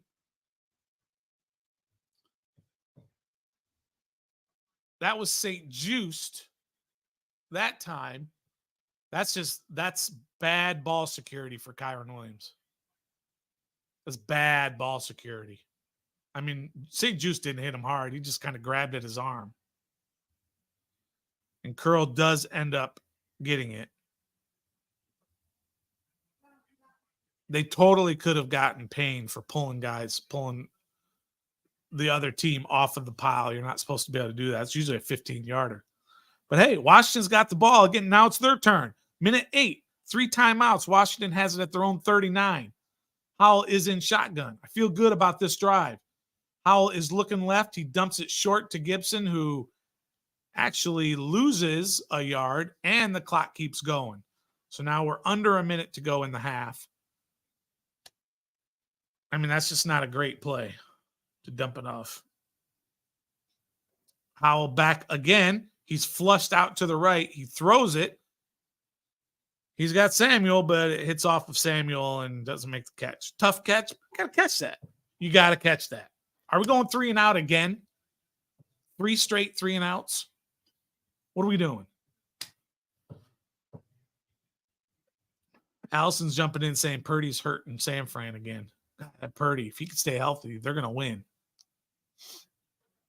Tress Way getting ready already. Joey Sly, don't bother. You know we're close. It's now 3rd and 10 from the same spot that they were. The 39-yard line. Coming with the blitz. Howell takes a sack right up the middle. I mean, they came with 1, 2, 3, 4, 5, 6 guys. And they get the sack. Rams call timeout. 3 straight 3 and outs. Woo.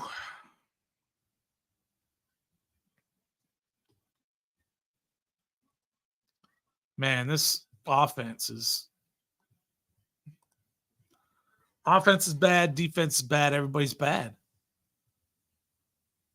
So now we have another drive that consists of how long? Let me refresh that. ESPN can't even keep up with me.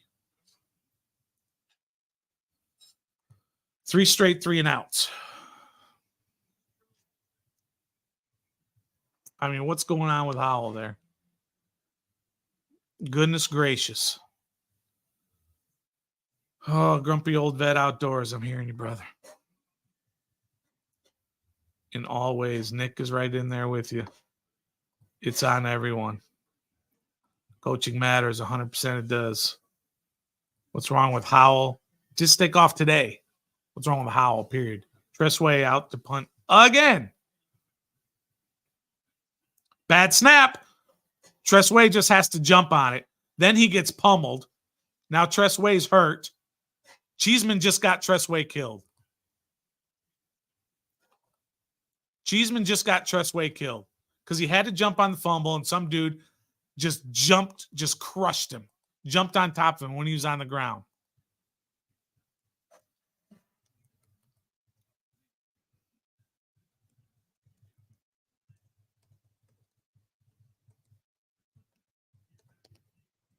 Just got Tressway killed.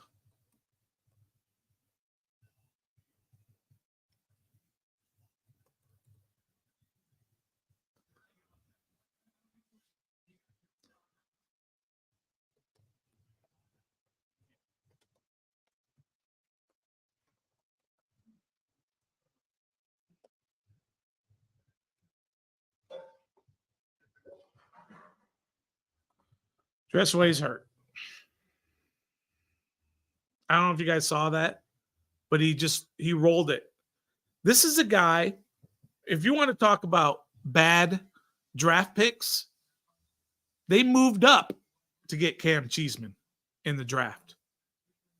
Moved up. You can get long snappers on the street. They moved up in the draft. Now it was a 5th rounder, I think. Still, they moved up because they said this is the guy.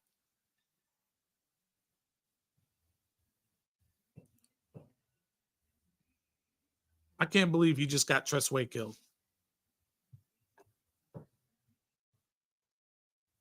I can't believe what I just saw.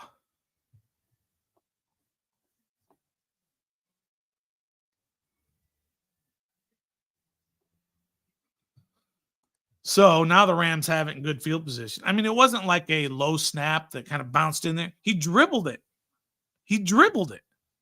Now what are you going to do for a punter the rest of the way? Is Joey Sly going to punt? Is your team MVP for the 7th consecutive year? Is he going to be able to play the rest of the game? The rest of the year? The rest of his career?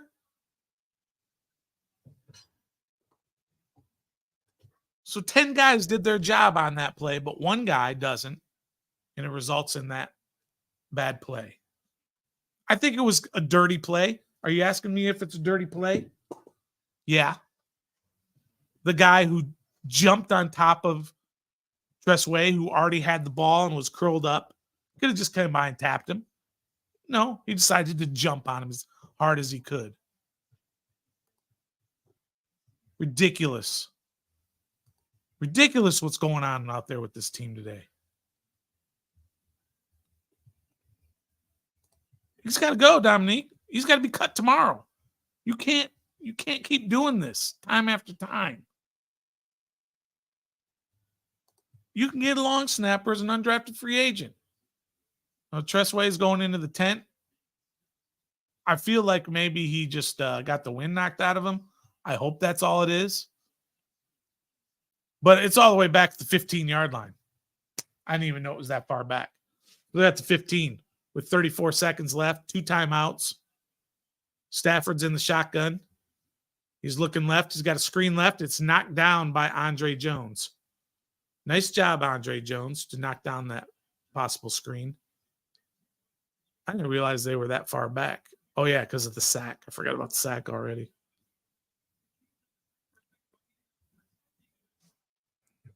It wasn't a dirty play. It was an unnecessary play. So I'll say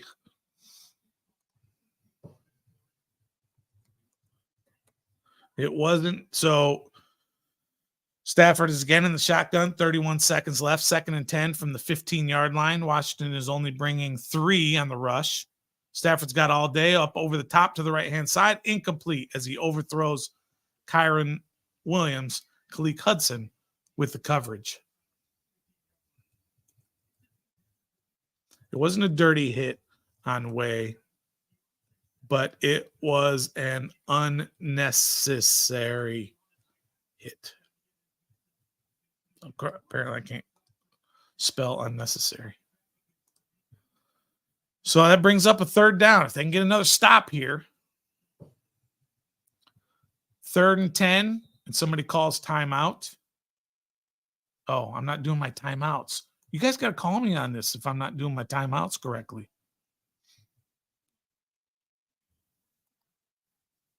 Washington calls a timeout on that. So let's take one away from them. So it's 2 timeouts left for each team. Oh.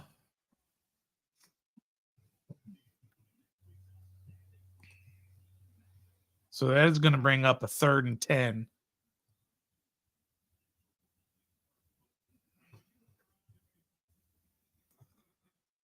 Ah, boy. What is going on today? I kind of felt good about what was going to happen in this game today, but the offense is doing absolutely nothing. So that brings up a 3rd down, 3rd and 10 from the 15. Stafford in the shotgun. He's got 3 receivers left. He's got Robinson down to the right. He's going to drop back. He is looking left. He's got pressure. He dumps it across the middle. It's incomplete. There is a flag. Jonathan Allen hit Stafford low. He hit Stafford low, so they're going to call him for roughing the passer. Half the distance. Yep. It was Daron Payne. He hits him right in the thigh. You can't hit a guy in the thigh now?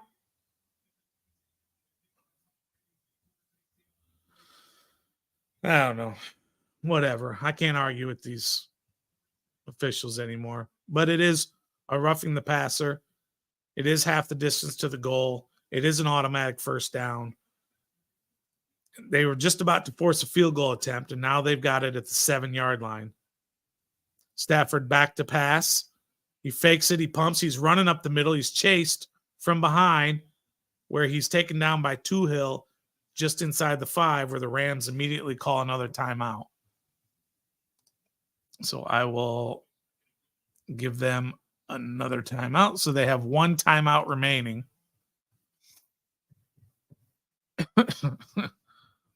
Well, oops. We're going to need it there, NPR. We're going to need it. I'm just here so I don't get fined. Let me just say that, Brent. Did anyone watch the player get in the face of the Rams player who nailed Tress? Yes, I think Mayo did. David Mayo, I believe, jumped in there and was, I mean, he wasn't fighting or anything, but he had some words. So it's 2nd and goal from the 5. Stafford's under center with 17 seconds to go in the half. Higbee goes in motion. They fake it to Williams. Stafford throws a shovel pass, but right there is Jonathan Allen to take him down for about a 4-yard loss. So nice play by Jonathan Allen. They were trying a little inside shovel pass, but Jonathan Allen read it beautifully and caught him before he could go anywhere, and it's actually a 4-yard loss. So the Rams used their final timeout where it's 3rd and goal with 11 seconds to go in the half.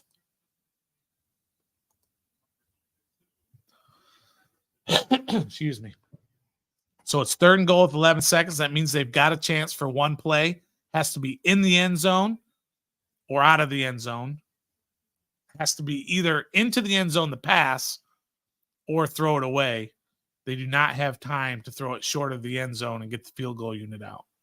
So they're at the 9-yard line now on 3rd and goal. Washington threatening to blitz up the middle with Barton. Barton is coming and a bunch of other guys too, and they throw it left, jump ball. It's over the head of Robinson with St. Just over there celebrating, down 10-0. And now it's a field goal opportunity. Which, look, it was good defense from St. Just. And Stafford had nowhere to go, and he makes a nice play. After the play, just go back to the huddle. You're down 10-0, about to be 13-0. And with 6 seconds left, they're probably not going to let all the time run off the clock. Field goal attempt is up, and it is good with 3 seconds to go. So the Rams are now up 13-0 with 3 seconds left. Washington will obviously just get the ball and down it, kneel it, and go into halftime down 13-0. Oh.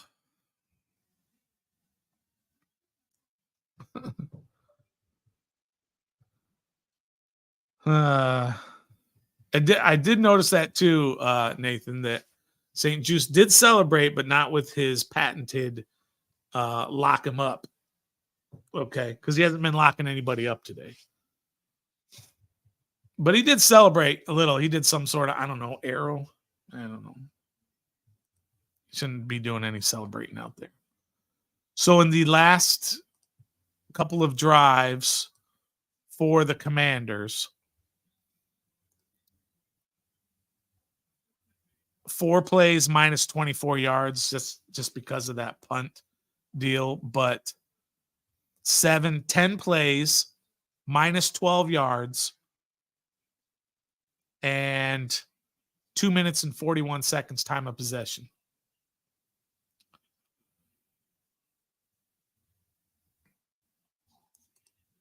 That's the end of the first half. We are going into halftime, so I need to go in here and hit quarter.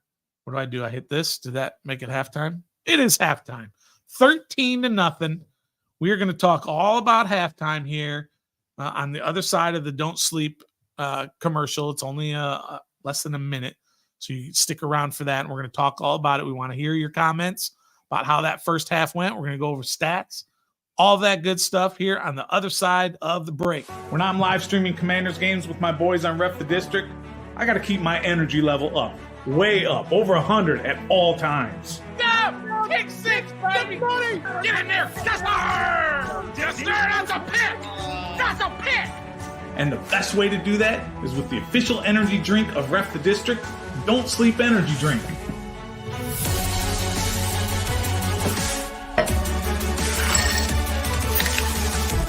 Don't Sleep supports those who believe in themselves. Head on over to don'tsleepenergy.com and enter the discount code DISTRICT to get 10% off your entire order. That's code DISTRICT to get 10% off at don'tsleepenergy.com. Don't Sleep makes you great. Let's go.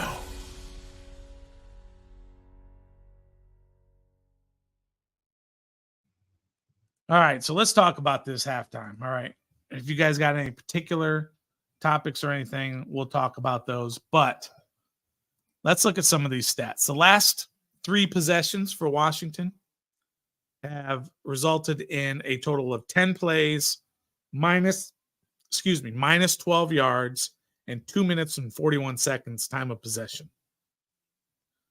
Awful. They've had one good drive in the first half where they had a 13 plays, 63 yards, which ended with a failed 4th down conversion, hence the 0 points for Washington. Let me go in and fix the timeouts. Just reset the timeout since it's going to be that way. What else in terms of stats? Give me a second to go over a few things before I get to all your questions. Let's look at team stats, which are staggering. First downs, 14-3 for the Rams. Third down efficiency, the Rams are 7 of 9. Washington, 1 of 7. Washington has gone for it on 4th down 3 times. That includes the punt. When you have that bad punt, then that's what happens. They count that as like a play. So they're 1 of 3. Total plays, 41-26. Total yards, 242-83. The Rams have rushed for 118 yards, 6.2 yards per rush. The only thing this game is not a blowout are the 2 turnovers that Washington's defense has forced, because time of possession is essentially 2-1.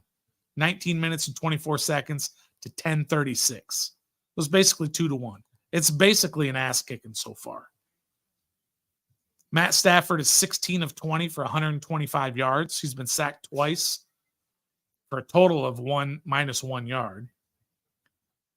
Sam Howell, 7 of 16 for 52 yards and sacked once for 8-yard loss. Kyron Williams has rushed 12 for 81 yards. I mean, Sam Howell's the leading rusher for the Commanders, 19 yards. Gibson's got 15 yards on 4 carries. McLaurin has 1 catch for 24. Gibson has 4 for 17. They're not getting it downfield.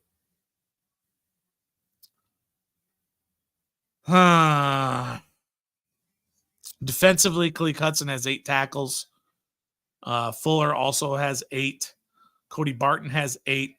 Look, it's not good when your corner has as many tackles as your 2 linebackers. Quan Martin has 6 tackles. Sacks, Martin's got the 1 sack and Payne's got a sack. So just nothing good. You know who the Rams punter is? Yeah, neither do I because we didn't see him. All right. What do we got here?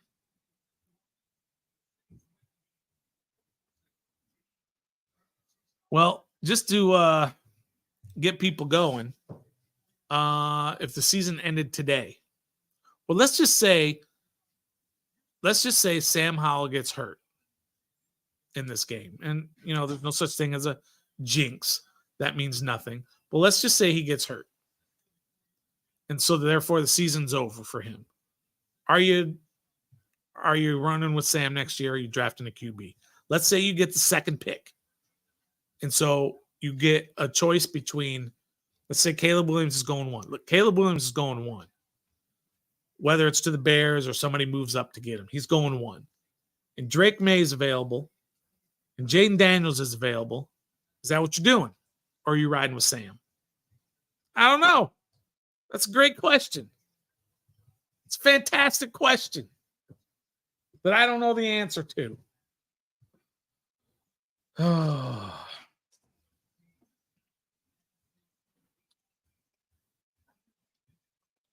I think it's the last 3 drives was -12 because I think they had a -24, but they had a +12.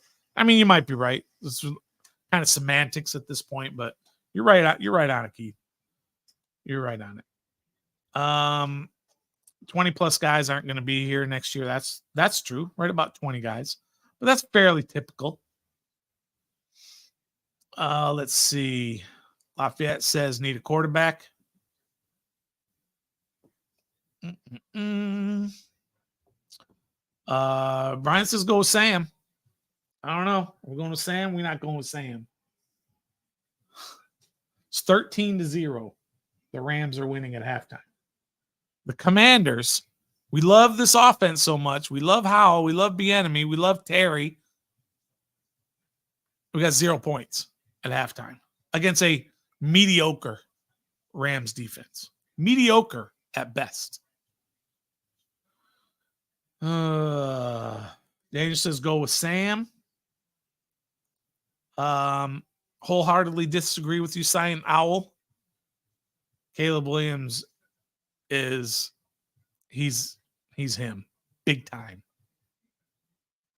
But it's all opinion until he goes out, shows it, or doesn't show it. Gus says I jinxed Howell, said he's going to get hurt. Not going to get hurt because I said it. I said, what happens if Terry gets hurt? I said that 2 years ago. He hasn't gotten hurt.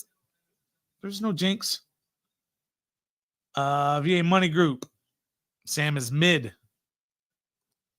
Take a QB. Sam's just not good enough. Hate to say it.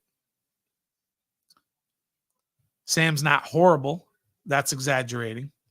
He's not horrible. He was horrible in the first half.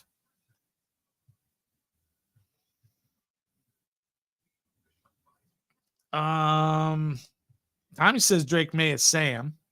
Might be. I'm not big on Drake May, but I don't scout him. I haven't watched all his film. But from what I've seen, not a fan. Let's see. Best player available for Andrew, QB or otherwise.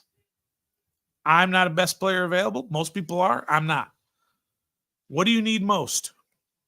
Are you going to tell me? Let's just say you decided Sam is the guy.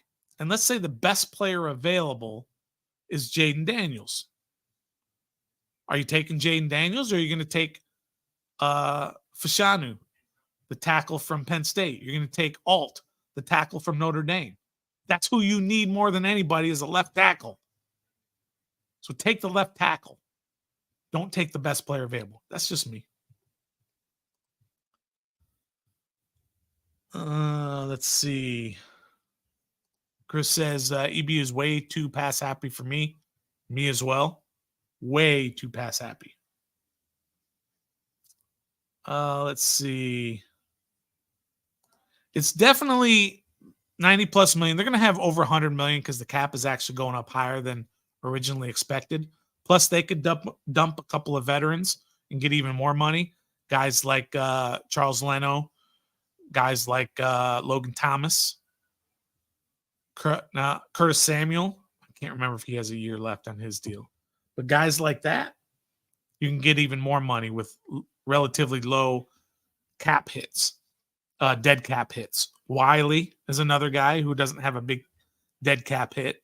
Nick Gates, he's got his cap hit is the same, I believe, as his dead cap hit, which is about $5 million. You're probably doing that because he is obviously not good enough. But here's the thing about that. They do have a ton of money, but they need positions that cost the most amount of money. They need an edge rusher. That's where the big money goes. They need a left tackle. That's where the big money goes. They need a number one wide receiver. That's where the big money goes. They need a shutdown corner. That's where the big money goes. So that $100 million could be gone like that. Could be, depending on how they do it. Got to get the right GM in there to make the right decisions on how to build this team. And again, in the offseason, that's what our focus is going to be with our content. How to rebuild a championship team. Let's see. Tommy T. Howell with a different coach. I mean, believe it or not, Gus is actually right on this. The defense has kept us in this particular game. The Rams should have way more than what they have, considering the time of possession, the yards, how many turnovers we've forced. They should have way more than 13. The defense has kept us in this game, even though they haven't been great. But causing those two turnovers has kept Washington in this game. I mean, yes, correct. I am. There's no such thing as a jinx. No such thing as a jinx. Totally agree. You don't necessarily have to draft one in the high pick, but you should. I would draft an offensive lineman with your fourth pick or fifth pick, whatever you get, Fashanu or Alt. And then with your second rounder, remember you got 2 second rounders this year, thanks to the Montez Sweat trade. I'd take an offensive lineman there too. But then I said that last year when they took 2 DBs. They should have been taking offensive linemen. Because remember, free agency comes first. So free agency, if you don't get what you need, that's what you get in the draft. And in free agency, they picked up Gates and Wiley. And you were sitting there going, you can see it in our content. We were like, that ain't good enough. That is not good enough. They should have addressed it in the draft, and they didn't. Instead, they drafted Cheeseman. Not this year, I know. Just playing. All right. Looking forward to that. Hit us up with that, Mr. Manchin, if you do that. Give us that shotgun 4th down failures this year. Let's see. Lewis says, give him it's his first year. Give him another year at least. Oh, another thing about the whole money with Sam, compared to if you draft a quarterback, he's going into year 3. So if he's the guy, you're going to have to start paying him. Whereas if you get like a Jaden Daniels, as an example, if you draft a quarterback, you're starting right there with year one. That's factor. Left tackle. All right, here we go with the second half already starting. Joey Sly kicks it off, kicks it deep. It will not be returned. Let me change the quarter to the third quarter as we are now underway, 13-0. If you haven't hit that like button, make sure you do so. We talk all about this particular game as 13-0. The Rams get the ball to start. Stafford will start under center. Kyren Williams, who has the 2 turnovers, is in there, so he has not been demoted. Nakua goes in motion. They'll give it to Kyren Williams going left. Got a lot of blocking out there. First time he gets contacted by Percy Butler is 8 yards downfield, and he powers forward for a run of about 13 yards. That's what you do when you believe in your players. You fumbled twice, we're giving you the ball. First play. And he gets all the way down for a 13-yard gain for Kyren Williams. Percy Butler was there, but well downfield. So the first play was good for the Rams. They got another first down. Stafford's under center at the 38-yard line. He will fake it to Williams going left. He's looking deep. He's going deep left. He's got a wide open Cooper Kupp. I mean, wide open.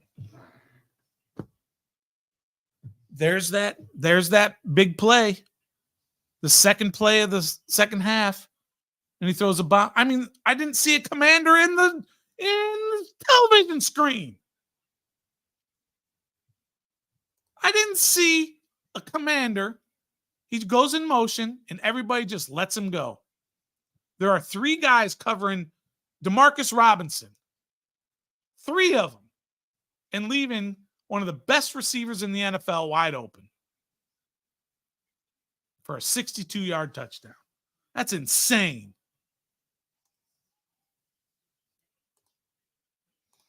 And it's now 20-0 for the Rams.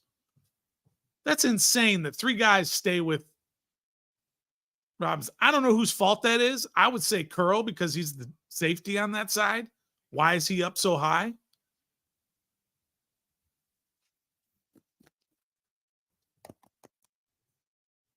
Oh, my head. I punched myself in the head.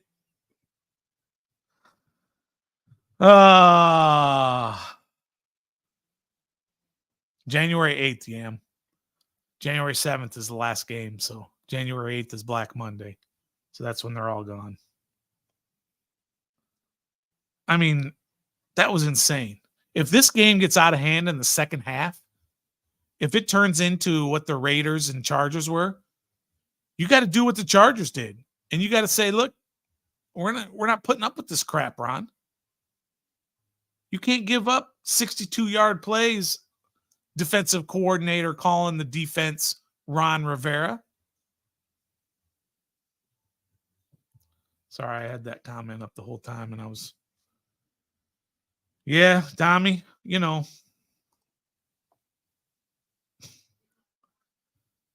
I don't know. It's hard to evaluate now.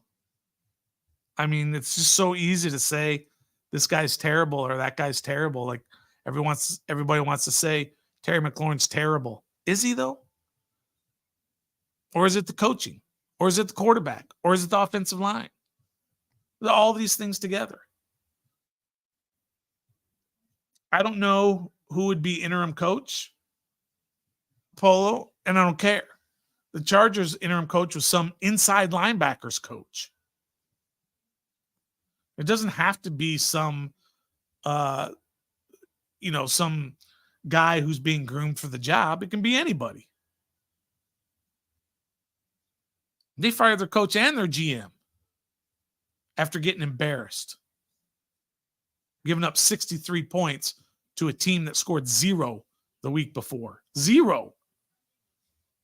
So if this game gets out of hand, We're going to have to start calling for people's heads. I mean, the Panthers won today, right? They got 2 wins. We might be the worst team in the league. Rocky's like, how do you not pick up the best? I mean, did he win an MVP? I don't know if he won an MVP. But he had like 140 catches one year. Cooper Kupp. And you just let him go? Pringle is going to return it from the goal line up the right-hand side. Finds a little bit of a crease, but is knocked down at the 25-yard line. And that's where the Commanders will start. And they're showing the replay, and they're playing a 2-deep zone. They had good coverage. Kupp came in motion from the right to the left, and then he just kept going. He didn't make any moves. He didn't do anything fancy. I think that's on Curl. Curl just went out into the flat and then stopped. The safety went into the flat and stopped. He went with Curl and then stopped and with Kupp. Gibson will get it going right. It's actually Rodriguez with a nice run. He will get a first down for close to 11 yards. Nice run from Chris Rodriguez on first down. I'm not sure he still plays on this team.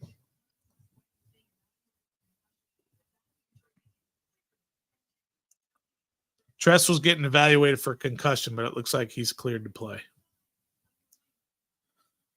Just do me a favor. When it's time to punt, just do a short snap and then punt it. Something like that.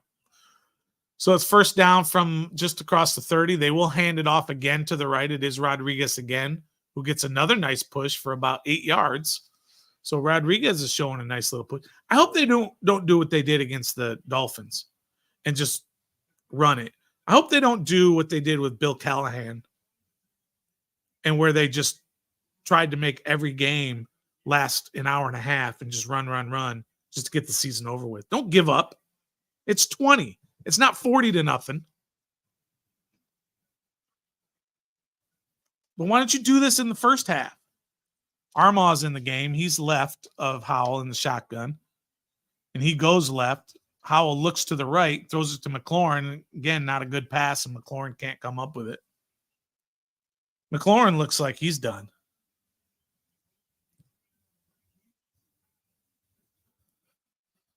Not a good throw from Howell. What did they do during the bye week? Did they just not even think about football? It's 3rd and 2 here for Washington. They're 1 for 7 on third down conversions this game. Sadiq Charles is in at left guard, by the way. They will hand it off to Rodriguez up the middle, who has a nice burst for about 7-yard gain. So Rodriguez is showing something. He's powering through those holes. He's running hard. Chris Rodriguez has not given up. He has not checked out. Let me just say that. I don't know how many plays Sadiq Charles has played. I just noticed him in there on this drive. Howell is under shotgun there at the Rams 49. They'll give it to Jonathan Williams this time going left, but Aaron Donald said, all right. Oh, no, it's not Aaron Donald. That's Brown. Bobby Brown with a nice play. Give me a good Bobby Brown song. I was going to sing something, but I can't remember all the Bobby Brown songs. But it's about a 2-yard loss for Jonathan Williams, so it brings up 2nd and 12 for Washington.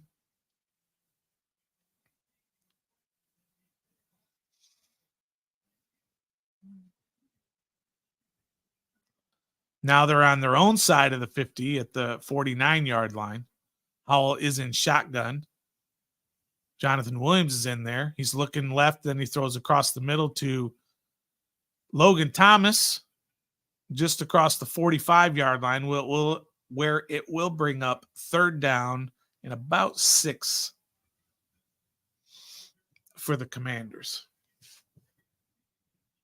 EB calling the play, 3rd and 5. Let's see what he comes up with on this third down play for the Commanders. It's my prerogative. Good one, Mandalorian. Marshall says Cosme was blown up on that run. All right, here we go. Third and about 5.5. Howell is in shotgun. Blitz is coming. They bring 4. He's going off to the right and should have been intercepted. It wasn't. If Witherspoon did not intercept it, the other DB would have intercepted it. It was not a good throw.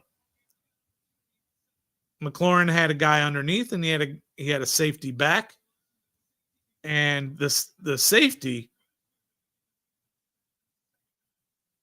Johnson absolutely probably would have had a pick 6. He was sitting there waiting for it, and Witherspoon, the DB, came up and knocked it away. Way is actually in there. Actually got a good snap and kicked it off to the right, where it's caught at about the 9-yard line and then returned for about 3 yards to the 12.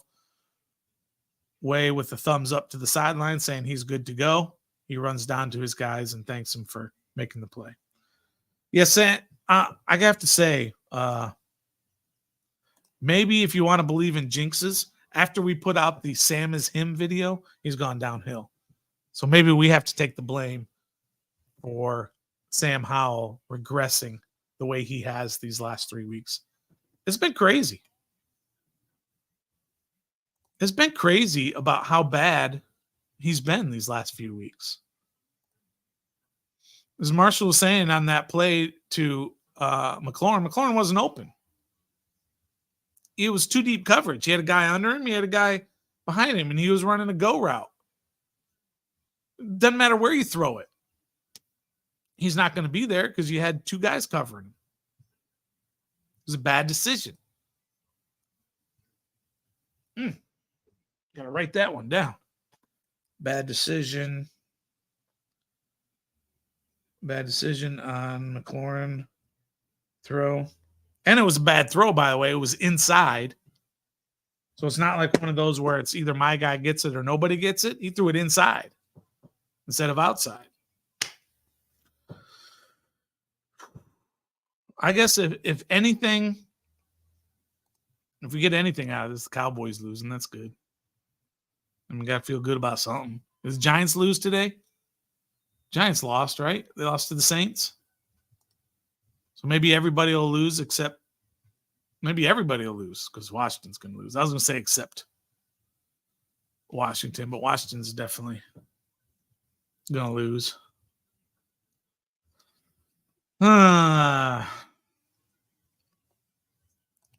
What did the Commanders do during the bye week? Certainly did not get their heads straight.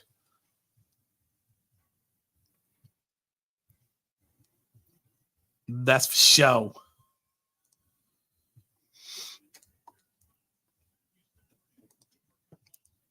Man, that 62-yard play was just a backbreaker.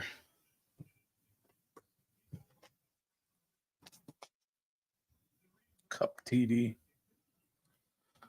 That was an insane.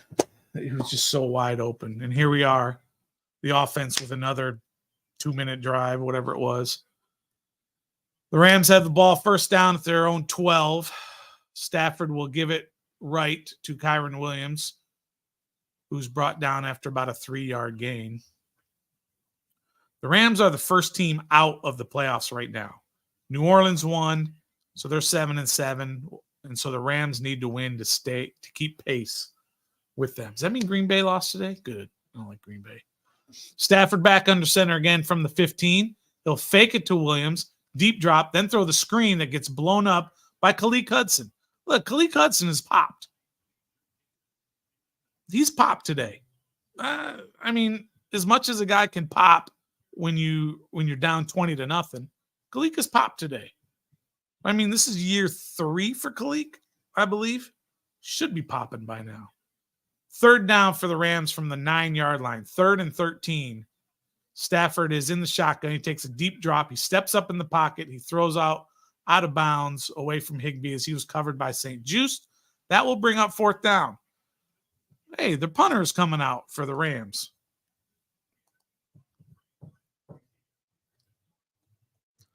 I forgot. Wait, I forgot the Rams had a punter on their roster. Sometimes I make myself laugh. So they are punting from their own end zone. So Washington should get decent field position.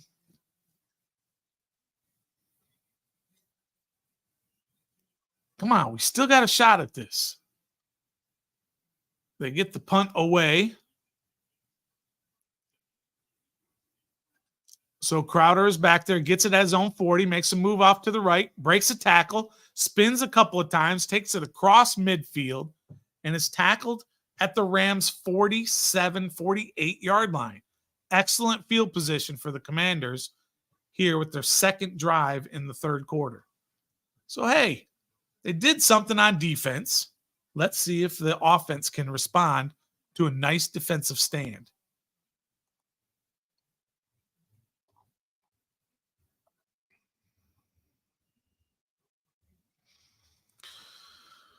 All right. So 20-0. That's a good stop by the defense.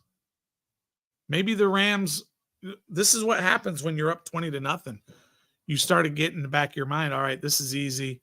We're winning. We're going to win this game. And they start letting up a little bit.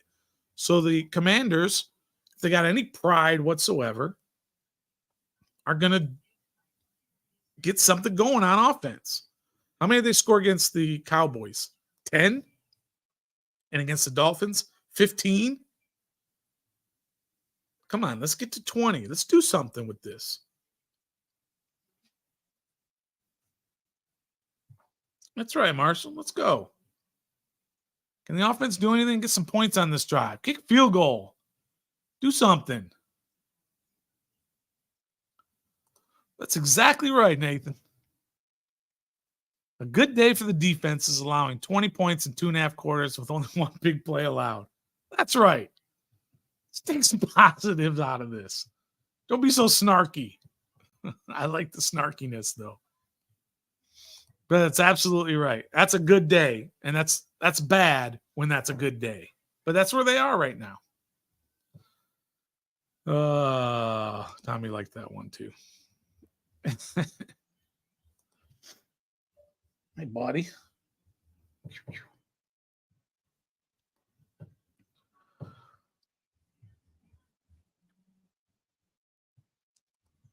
Has Sam had a remind me of the one wow throw that he had? I'm trying to think of Sam's one wow throw in this game. You just have to remind me. My brain is mush. And don't forget, yeah, Nathan, don't forget. Whoops, I keep shaking the thing. The defense has forced 2 turnovers, so that's part of the good part. Gregory said, telling you to go back to sleep, Nathan. But yeah, remind me of the one wow throw. Do you have a wow throw? I'm trying to think of the receivers. Samuel, Terry. Oh, it was on the scramble. You're right. Yeah. Oh, yeah. Moving up in the pocket, throw for a first down. Yeah. You're right. That was a fantastic play. But you can't have one a game. You got to have 5 or 6 a game. But here we go. 9:13 to go in the third quarter. Washington has a first down at the 48 of the Rams. Great field position. Howell is in the shotgun. He steps back. He throws a quick out to Terry McLaurin, who catches it with his hands, by the way, for a first down. I'm going to have to say something snarky about that. Terry caught that with his hands.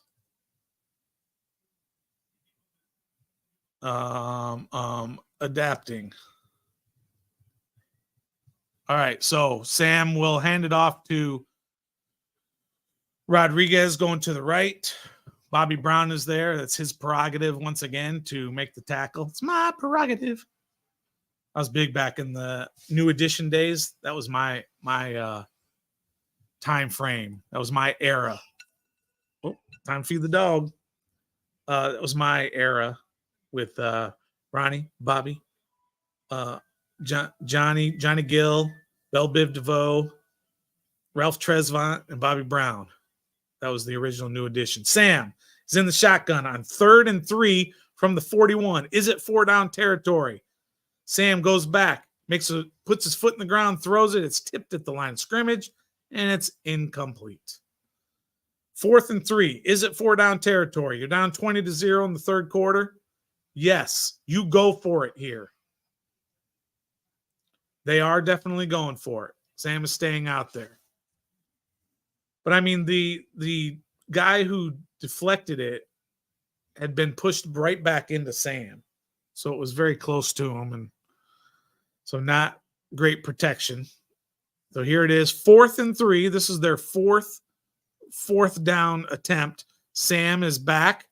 He gets a good block from Jonathan Williams, and he throws it on the run to Terry McLaurin for a first down for the Commanders down the field.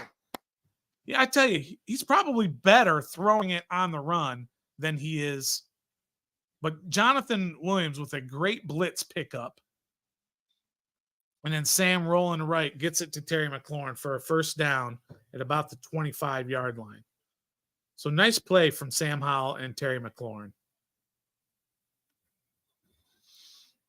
It is a first down. It's 3 catches for 48 yards. By the time McLaurin's done, he's going to have a nice stat line. Looks like the 24-yard line for Washington. They fake the end around to Samuel. Howell is looking deep. He's going to the end zone for a jump ball and is incomplete to De'Ami Brown, who was well covered. And again, that just looked like way late on that throw. Not that he was open early, but by the time he threw it, it was a jump ball. He didn't throw it way up. It was on a line, but it was so late that by the time the ball got to the end zone, it was a jump ball. So it's now 2nd and 10 from the 24-yard line. Howell's under center this time with Rodriguez in the backfield. He will give it to Rodriguez, going straight up the middle, and a nice gain for Rodriguez for about 5 yards. As Sadiq Charles is still in there or back in there. I'm not sure which one. We'll bring up a 3rd and 5 for this offense. It could be, again, another 4-down territory, depending on what happens here. If you get positive yards, they'll go for it. If you get negative yards, they'll probably kick the field goal. It's only 20-0. It's not 40-0. Let's go. From the 19-yard line, Howell in the shotgun. He's got Rodriguez to his right. He's looking left. He's throwing left into the end zone. He's got a wide open Curtis Samuel for the touchdown. Well done, Washington Commanders. Don't give up. Play to the end. High fives by Commanders fans. Rally captain getting it done in the crowd. That's a touchdown, Commanders. Take that, tankers. Sorry. Scaring the cats with my enthusiasm. Let's go. Great move by Samuel. Great move. Great throw from Sam Howell. The Commanders are on the board. This game ain't over. By the way, another bad snap from Cheeseman on the extra point, but Tressway was able to handle it. And now it's 7 points for the Commanders, and we've got ourselves a ball game. Don't give up. Don't ever give up. That's what I'm talking about. We got a wows. We got hell yes. We got good job. We got no shutout. We got only positives right now. Finally is positive enough. 20-7 now here in the third quarter. Love it. I don't know if you all saw the snap on the extra point, but it was another bad snap. And Tressway, MVP, picked it up off the turf and got it down for Joey Sly, who kicked it in. Nice job.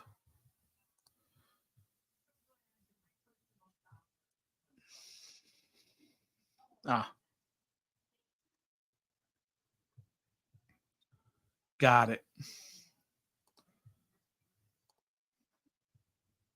What time was it? Can't even tell. All right. So Commanders are back in it. Are you happy the Commanders are back in it? I'm happy Commanders are back in it. And Mike says this. Mike says, I would make Cheese Snap 100. I bet Cheese Snap's 200 every day. Apparently, he's just not good at what he does.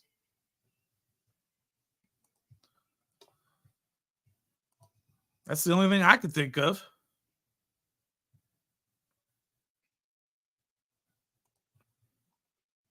Oh.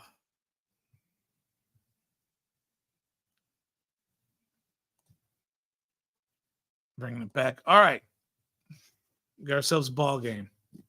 What did Marshall say that make me watch defense will give up a touchdown on the next drive? I don't know, man. Good stop by the defense, right? Was that a 3-and-out? Maybe it was a 4-and-out. Can't remember. I'll go back and look at the stats. Let's go look at the play-by-play. That was a 4th down play, right? If I remember. That touchdown was a 4th down play? Jeez. Memory. Shot. No, it was a 3rd down play. That was 3rd and 5 at the 19. The last drive for the Rams, 3 plays, -3 yards, 1:11. And then what does Washington do? 7 plays, 48 yards. They got a punt, or they forced a punt before the Commanders' drive. Shorter punt, good return, got it in good territory. And then next thing you know, Washington in with a touchdown. All right, let's turn this around. Joey Sly kicks it out of the end zone. Can't even see where it landed. He kicked it so far. So Stafford coming back. There's only 6:25 left in the game, left in the 3rd quarter. It's 20-7. Again, it's not 40-7. Let's go. Let's go. I'm pumped now. All right, here we go. Stafford from the 25, under center. Kyron Williams behind him. Commanders went in a 4-3 with Quan Martin up tight. They will fake the handoff. They're blitzing. Almost got to him. He gets it away, but Khaleke Hudson is there. Kyron Williams gets it for about a 2-yard gain, and Khaleke Hudson was there to make the quick stop. I'm telling you, man, Khaleke Hudson's popped today. Many, many times he's been there to make nice plays. We've always known about his speed. What we've always been concerned about with Khaleke is his ability to read a play and also his physicality, being a smaller linebacker. Some wanted to move him to safety because he's so small. But he's popped today. I've liked what I've seen from Khaleke today. 2nd and 7. They're threatening to blitz again. They do not. Khaleke backs off. They do blitz Quan Martin again, but he gets picked up. The pass is caught by Cooper Kupp, but he's tackled immediately by Cody Barton and Percy Butler. Looks like he's going to be about a yard short of the 1st down. It's going to be 3rd down and 1 at the 34-yard line. Can the Commanders get a stop here on 3rd and short? Quan Martin's I'm going to be interested to see what Quan Martin's blitz numbers are. It seems like he's been blitzing a lot. So it is 3rd and 1 from the 34-yard line. Stafford is under center. This is a handoff to Williams, period. They hand it off to him up the middle. He stutter steps, and he does get across the line for a 1st down.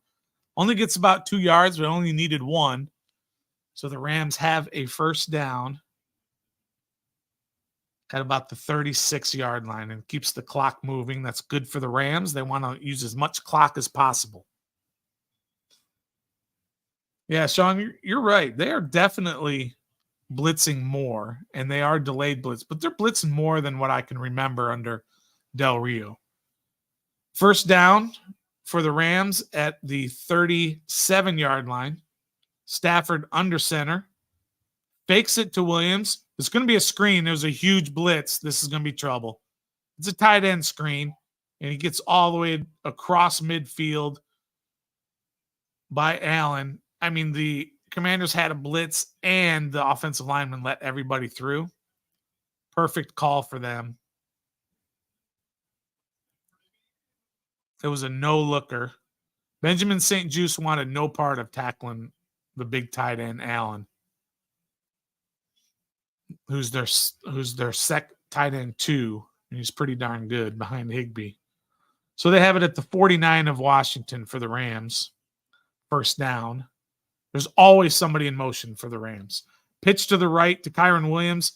And this time, Casey Toohill blows it up, but Williams breaks through that and gets positive yards. It should have been about a 4-yard loss, and it turns into about a 3-yard gain as Toohill was there, just couldn't bring him down. This should have been a 5-yard, 6-yard loss. And then he fakes out Cody Barton, and finally Percy Butler pushes him out of bounds after a positive gain.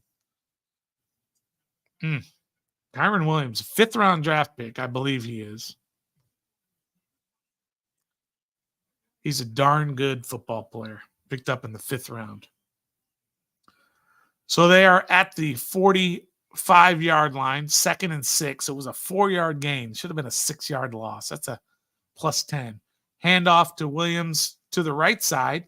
Gets some positive yards, about 3 yards. It's going to bring up about a 3rd and 3. And now we're going to look at their 3rd down conversions. Once again, they're 8 of 11. 8 of 11, the Rams are on 3rd down conversions. And here comes a 3rd and 3. Really a pretty big 3rd down here if Washington really wants to get back in this game. So Stafford is in the shotgun. He's got Williams to his right. Williams now shifts over to his left. Stafford, huge blitz coming.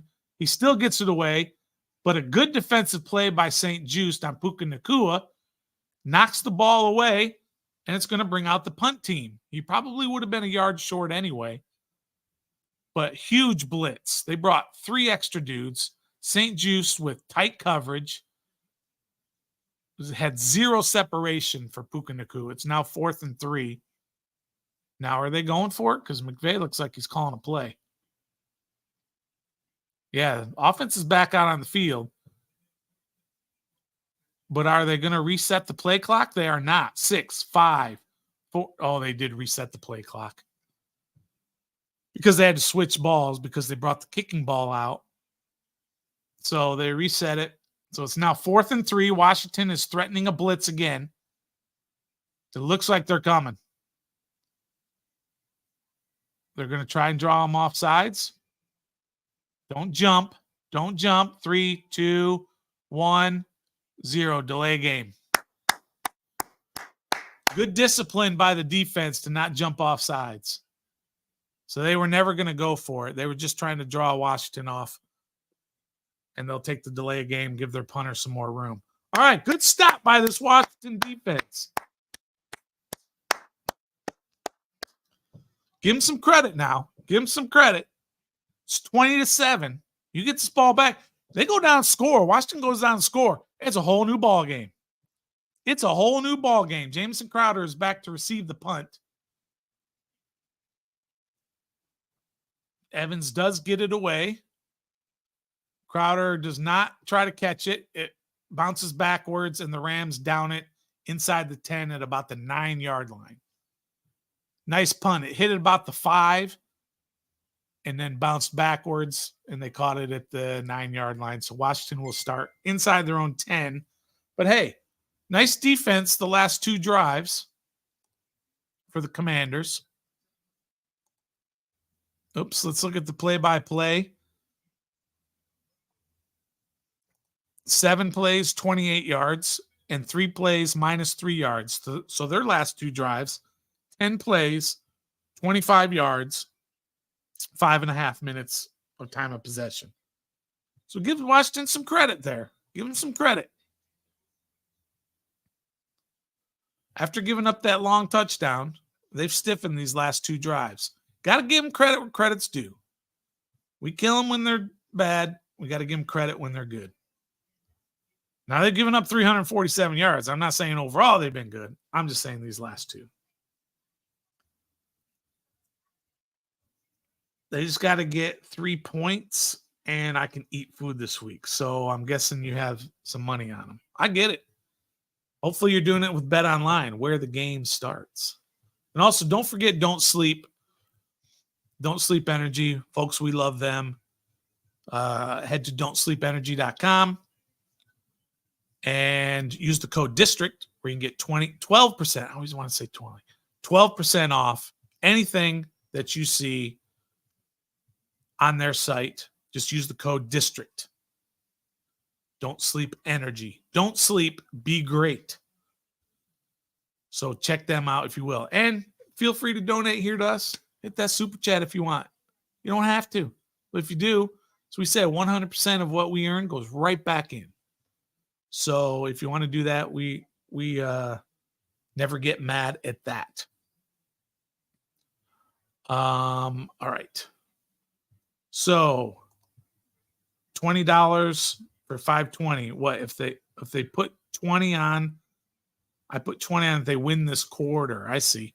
They just got to win this quarter and you get 520. Looks like a pretty good deal. Hopefully you're using Bet Online there, buddy. Hopefully you do. All right. But Washington does get the ball back. Still a couple minutes left. A minute 58 left in the third quarter. It's 20-7. If they can go down and get some points, even if it's only 3, control that clock a little bit. Keep the defense rested. See what happens. 347 yards they've given up this game. Woof. 144 on the ground. Wowza. I mean, Kyron Williams, I think he's over 100. 107. 17 for 107. Kyron Williams having himself a ball game. But Washington's got a shot here. But the Commanders have the ball at the 9-yard line. Well, why did they? That was bad producing there. Howell's in the shotgun. He spins out of an attempted sack. He's going to try and run for some positive yards, and he does get about 2 yards. He was almost sacked in the end zone, but he spun out of it and ends up with a 2-yard gain. Nice job by Sam Howell. He doesn't look as nimble. Nimble's not the right word. Kind of fast outside the pocket as he did earlier in the year. I mean, all those hits are probably taking a toll on him. He's only been sacked once this game. 2nd and 7, so we got 3 yards. Samuel's in motion. They're going to give it to Rodriguez going left, but there's nothing there, and he gets about a yard. Or it's going to be 3rd and long, 3rd and 6. They had some movement of Samuel in the backfield, and then going in motion to the right. And then they went left with the handoff to Rodriguez, but there was just nothing there. So now it's 3rd and 6 with 45 seconds to go. They're calling a new play. There's 10 seconds left on the clock, on the play clock. They're going to have to call a timeout. 7, 6, 5, 4, 3, 2, 1. Timeout. I think he called timeout. And he throws it deep to McLaurin. He's taken down. Looks like he might have caught it anyway. They are giving him the catch. Ron tried to call timeout, didn't get the timeout. The defender is absolutely holding McLaurin's arm. McLaurin still catches it with one hand. How that's not pass interference, I don't know. The Commanders are rushing up to the line to try and get the play off before the Rams can. Oh, they called it incomplete pass. They called it incomplete before the challenge flag. I mean, how do you not call that interference, though? Yeah, it's not a catch. I get it. It's not a catch. How about the guy holding his arm?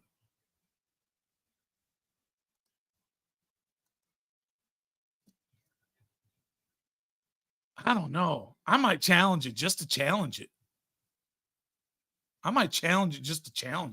They're not challenging it. They're back to punt. Watch the snap. Perfect snap. Way gets it away. And it takes a Rams bounce just across midfield at the 48-yard line. How is that not pass interference? The guy's obviously holding his arm. Come on. Can we catch a break?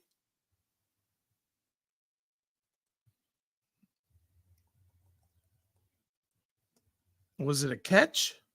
No. Was the defender holding Terry's arm?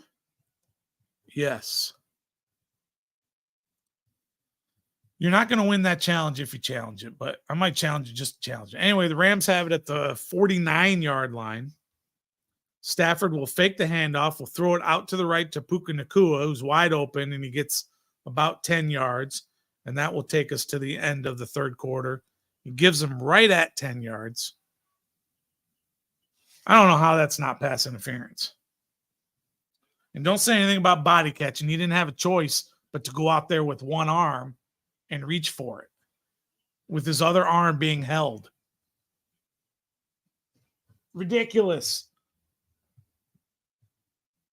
Are we not going to talk about the pass interference?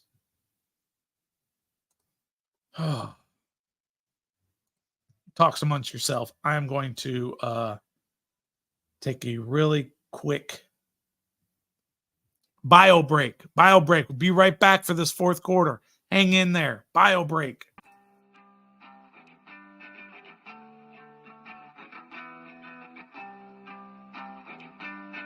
I'm a pretty And they gifted Nathan and the Stone. Yeah, that's ref the district. Come on now and join us. Let's go. And they gifted. We are Nathan and the Stoner. Yeah, that's ref the district. that's the podcast. Come on now and join us. We should join in.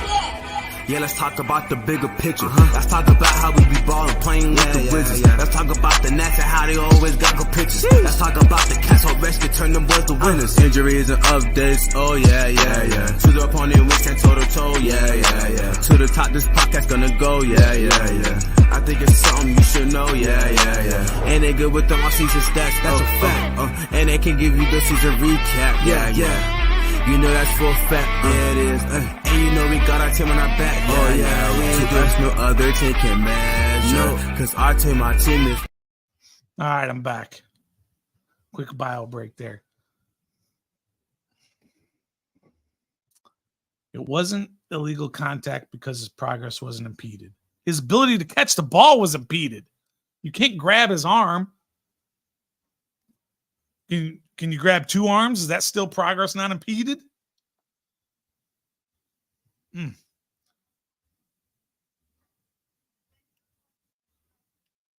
This is a good point by Dougford.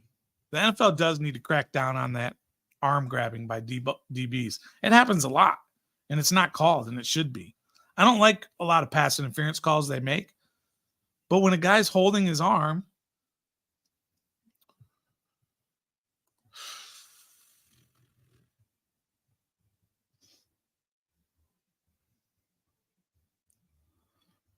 yeah, Terry's just too nice. He should have got up screaming at him, saying that, number one, that's interference. Number two, he caught it. And I think he did catch it.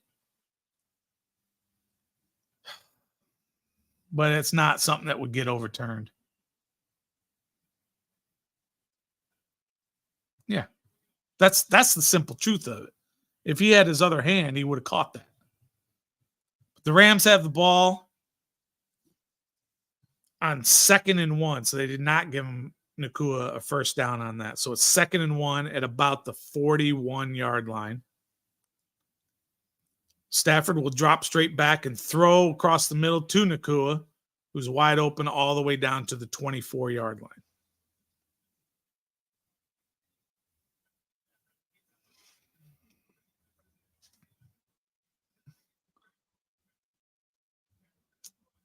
So they now have a first down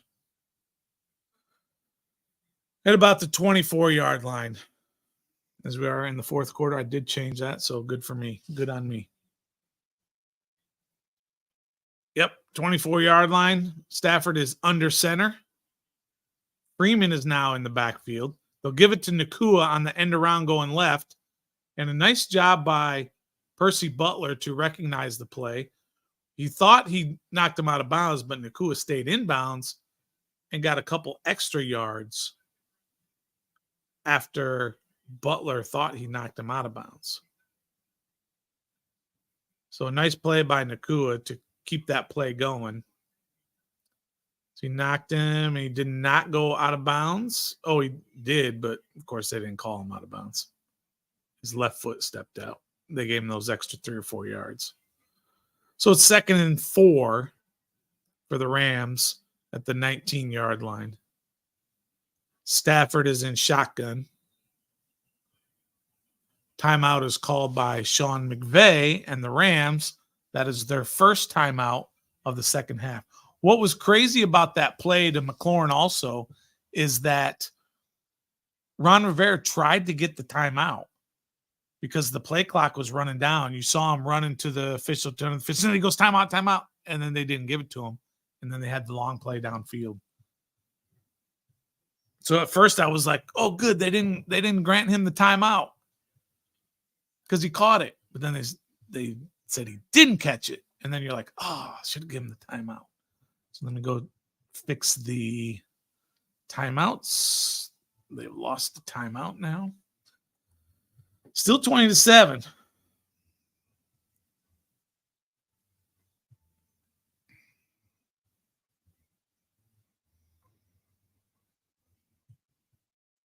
It's still 20-7 here in the fourth quarter, early in the fourth quarter, but the Rams are threatening to score late in this game. Washington's offense finally woke up on the one drive. Looking back at the stats again, just individual stats. Howell is 11 of 25 for 102 yards and a touchdown. Only been sacked the one time for 8 yards. Chris Rodriguez is 8 rushes for 37 yards. That's 4.5 yards a carry. I think exactly 4.5. So 8, 4 is 32, 5, 8 times 6, about 4.6 yards per carry. As a team, they've rushed 17 times for 72 yards. The Rams have rushed 25 times for 150 yards. Cooper Kupp has 7 for 107 and a touchdown. Terry McLaurin leads the receivers for Washington for 3 for 48. Defensively, again, Khaleke Hudson, 13 tackles, 7 of them solo tackles, 1 tackle for loss. Cody Barton has 12, and again, Kendall Fuller has 10. Your cornerback should not have 10 tackles, should not have double-digit tackles. Writing that one down. Your corner should not have double-digit tackles. Cornerback, Kendall Fuller, double-digit tackles. Double-digit tackles.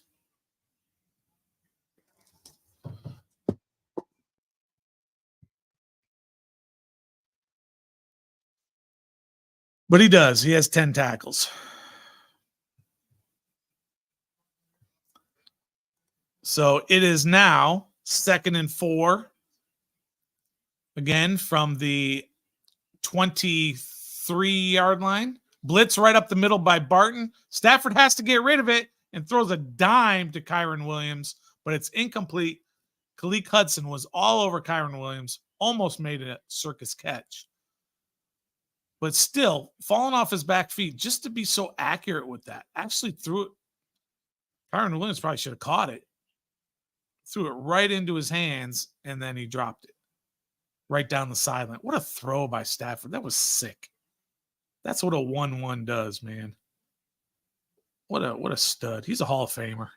Man. It was now 3rd and 4. The Rams are 8 for 12 on 3rd downs in this game. As Stafford's in the shotgun, Washington does not blitz. He's thrown into the end zone on the right side, wide open. Another touchdown to Marcus Robinson. There's a flag down. A little hope. A little hope. A little hope. Everyone's standing around, but it looks like it's going to be on the defense.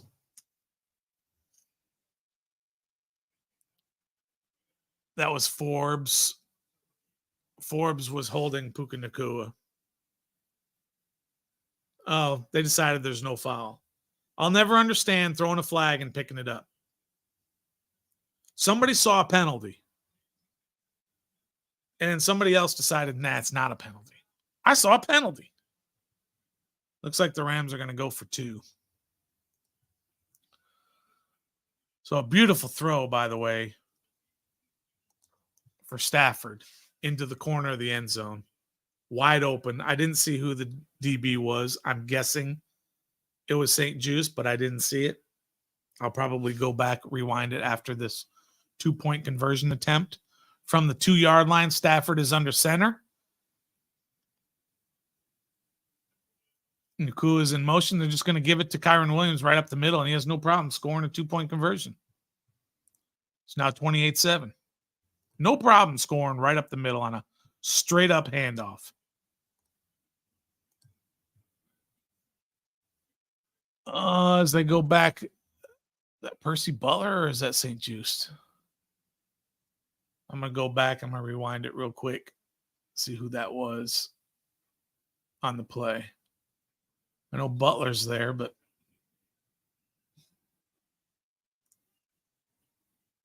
why is Percy? Yeah, it's Percy Butler. So Percy Butler couldn't handle Robinson. I mean, Stafford's so good. There were a bunch of receivers out there running on, and he knew just where to throw it. He read the defense. He knew just where to throw the ball, that he'd have a receiver on a safety, and he threw a dime. We need us a Matt Stafford on this team. I have to agree with you here. Turn out the lights. The party's over on this one. You're right. 28-7 for the Rams.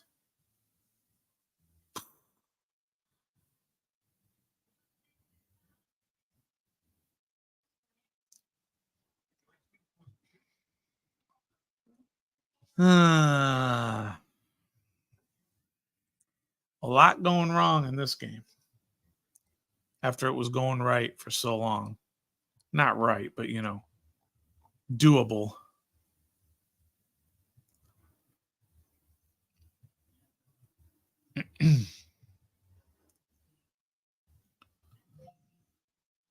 Oh, what's left to say about that? Stafford having himself a day, bro. Having himself a day. 24 for 31. I don't know what that percentage is. Shall I do it on the calculator? 24 for 31. What is this? Screenshot. Drive. No. Let's see. 24 for 31. The math on that is 77%. 77.42. So 77% of his passes for 254 yards, 2 touchdowns. Their running back, Kyron Williams, 17 rushes for 107 yards. Is that even refreshed? Does he not get credit for the 2-pointer? I guess not. Cooper Kupp has 7 for 107. I mean, Demarcus Robinson has 2 for 44 and a touchdown. They fumbled the ball twice, and they still got 28 points. How insane is that? They could have a whole lot more than 28. Come on, Sam. I need you to just do something. As the kick goes out of the end zone for a touchback, Washington will get it. Still 13-25 left in this game. I do not want to see handoff. I want to see Sam out there making some plays. But on that throw, by the way, no problem. Stafford back in the pocket. No pressure. As he had time for the receivers to develop and threw a dime. So Sam is in the shotgun. 4-man rush. He's looking. He's getting pressured. He bounces right. He's directing traffic. He throws across his body. McLaurin tries to make a one-handed catch, tips it up twice, and intercepted.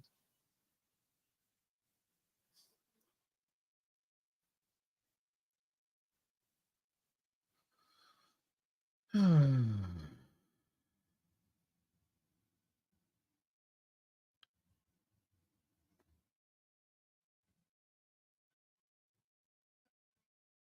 wasn't a tough throw. It was a bad throw. You don't throw across your body back in the middle of the field. He's gotten away with that too many times. And Terry tries to tip it to himself, but the tip drill was in effect, and the Rams picked it off. So one play. Defense has got to go right back out there.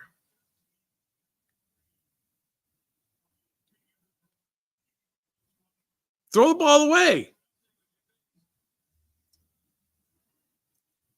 So, the Bills are handing it to the Cowboys, which is nice. 31-3. So the Rams have the ball at the Commanders' 38-yard line. They're just going to run it right down the throat. Kyron Williams wasn't hit until he was 5 yards down the field, and it's Kendall Fuller again.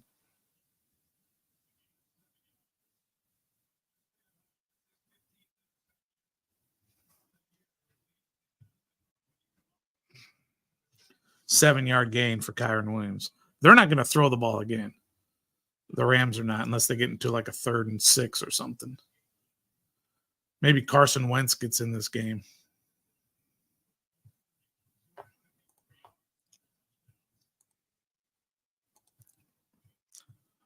So it's 2nd and 3. Stafford is under center, letting the play clock go all the way down. Give it to Kyron Williams right up the middle. No problem for another first down.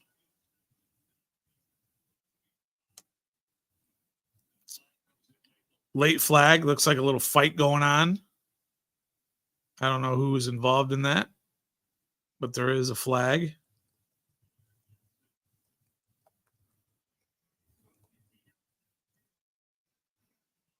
And KJ Henry.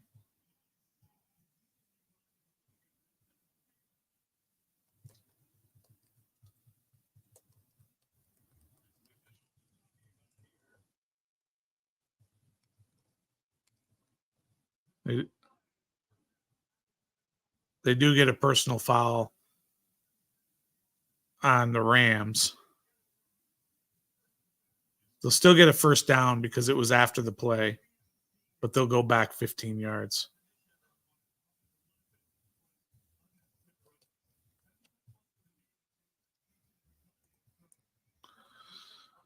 They showed a picture of Carson Wentz, the backup for the Rams. If he gets in the game, something might get broken in this house. I'm telling you that right now.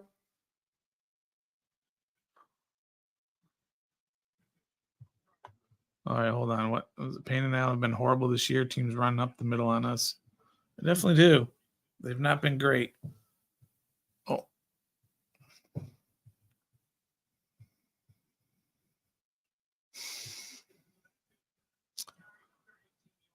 So they're all the way back to the 42-yard line, but they do still get that first down. So Stafford under center. We'll give it to Williams going left. He makes a jump cut, but Quan Martin makes a nice tackle after a gain of about 1.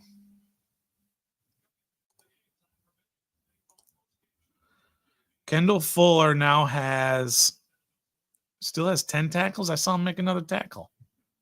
Anyway, he still has 10 tackles. So it's 2nd and 9. They're going to let the play clock go down every play.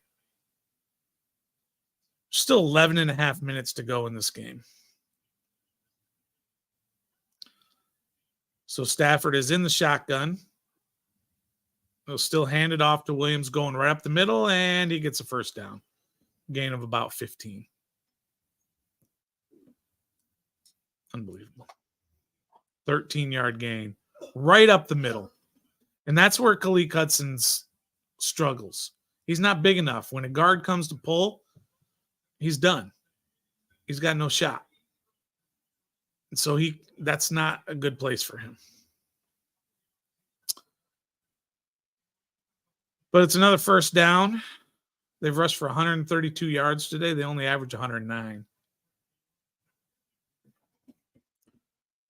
So first down at the 29-yard line. Again, the play clock all the way down to 1 second. They'll give it to Williams again. Stutter steps and runs into Casey Toohill, who takes him down right at the line of scrimmage. It'll be 2nd and 10 as no gain for Kyron Williams, who's having himself a heck of a ball game. Again, let's not forget, Kyron Williams, 5th-round draft pick. And he's top 10 in the NFL in rushing. Excellent drafting by the Rams. Nakua, 5th-rounder. Kupp, 2nd or 3rd rounder. Can't remember. Gus was supposed to check on that for me. 10 minutes. We're under 10 minutes. This clock can't move fast enough.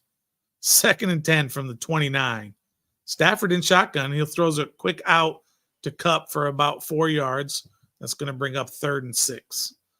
They put these guys in motion so much, and then what they do is they just throw it out to them. It's almost like a long handoff kind of deal. They just throw it while they're still in motion, basically. He's in motion. He goes around. He turns around. Boom. 4 yards. Simple. Simple offense. Simple.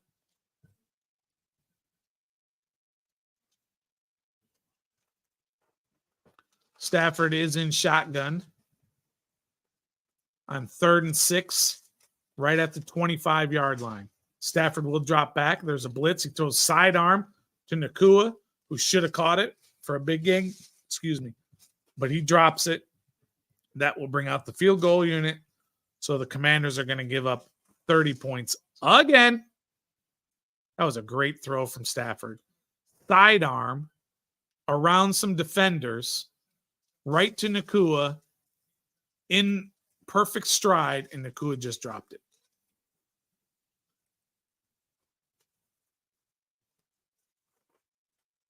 So this is a 43-yard attempt. They have a brand new long snapper who just snaps it right down the middle, and he botched it. It's off to the right. He sucks. Cut him. Terrible kicker. Get him out of there. Loser. Ha-ha. Haversick. You suck. Cut him. This makes me mad. Got to lash out at somebody. I'm tired of lashing out at my own players. There's a lot of Commanders fans in the stands, by the way.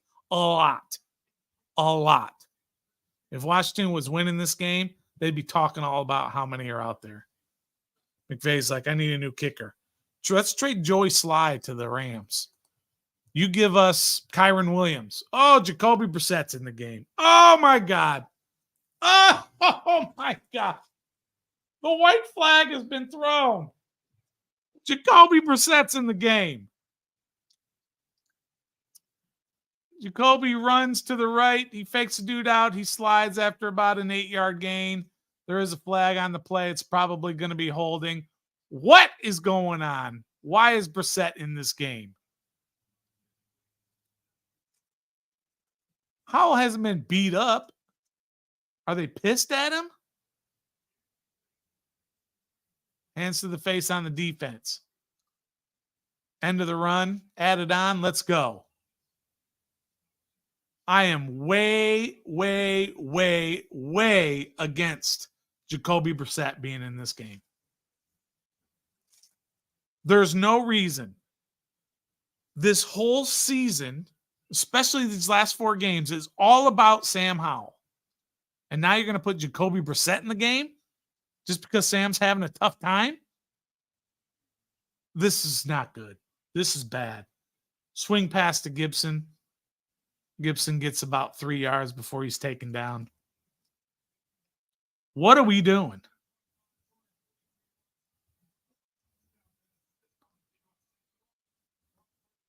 How about we trade Joey Sly for Carson Wentz? Ooh. Brissett back to pass. He gets it away. The left side to Jahan Dotson. Oh, Dotson is still on this team. I thought he got cut. So a good throw from Jacoby Brissett to Jahan Dotson for another first down for Washington. What are we doing? Don't get what? What? Jacoby Brissett is playing? No. No. Brissett over the middle to Samuel. Looks like another first down for Washington.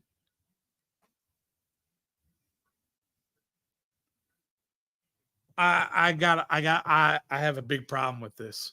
I have a big, massive, humongous, ginormous problem. Let him work through it. Brissett is going deep into the end zone, wide open is Terry McLaurin. Hands catcher, catches the ball. Touchdown, Terry McLaurin. While the defender is being mean to him, Terry McLaurin gets up, lets him hear about it. So the body catcher catches a touchdown. All this does, I'm sorry, but all this does is cause questions, cause issues, make an uncomfortable locker room. Questions. It's not a smart move. It's not that they brought Jacoby Brissett in to provide a spark. Oh, I am not okay with this.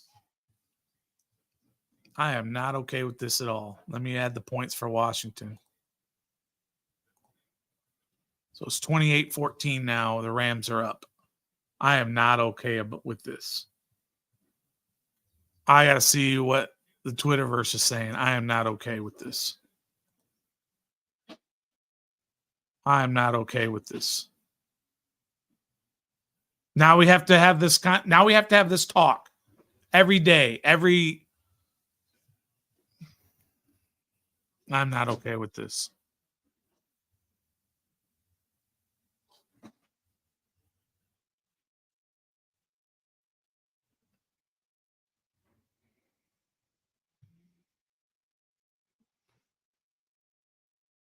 I'm not okay with this.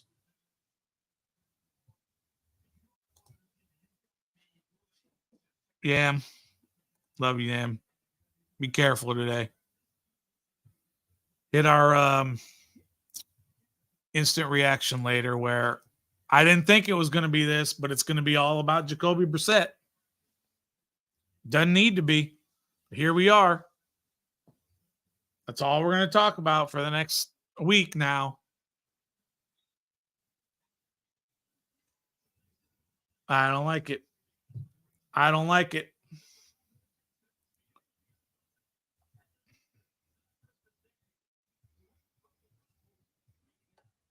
I don't like it. I'm looking to see what's going on here.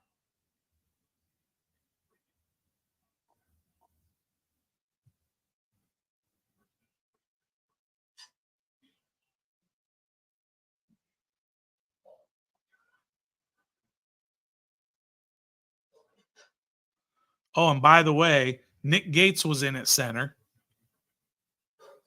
And Cornelius Lucas was playing left tackle for Charles Leno.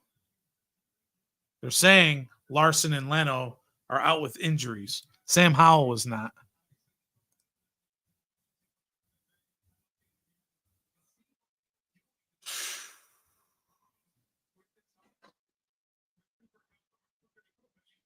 I'm just not okay with it. I need Sam to work through every situation possible, including when he's struggling week after week. You have to find out if Sam is your guy. You can't just bench him. Sorry, that's a 2nd and 7, and Freeman gets a couple of extra yards. I'm not even giving you the play-by-play. I'm still thinking about the benching, the sit him and let him watch. I don't know what you call it.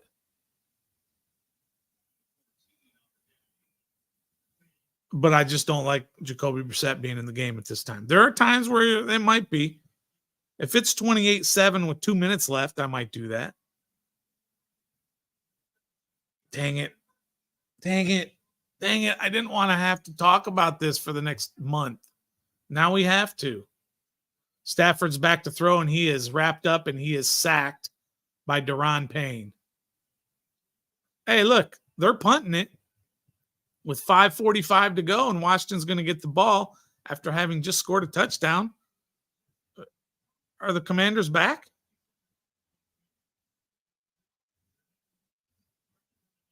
So Deron Payne with a nice sack. Looked like he was playing left end rather than tackle. Maybe they should move Payne to edge rusher. All right. So 4th and 12 with 5:10 to go. And the Rams are back to punt. Washington came with a pretty good rush. Jamison Crowder is looking to catch it, and he does at the 35-yard line with a fair catch.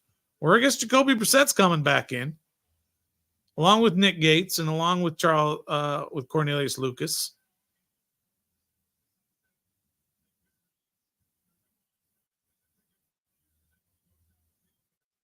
So we're going back to Brissett.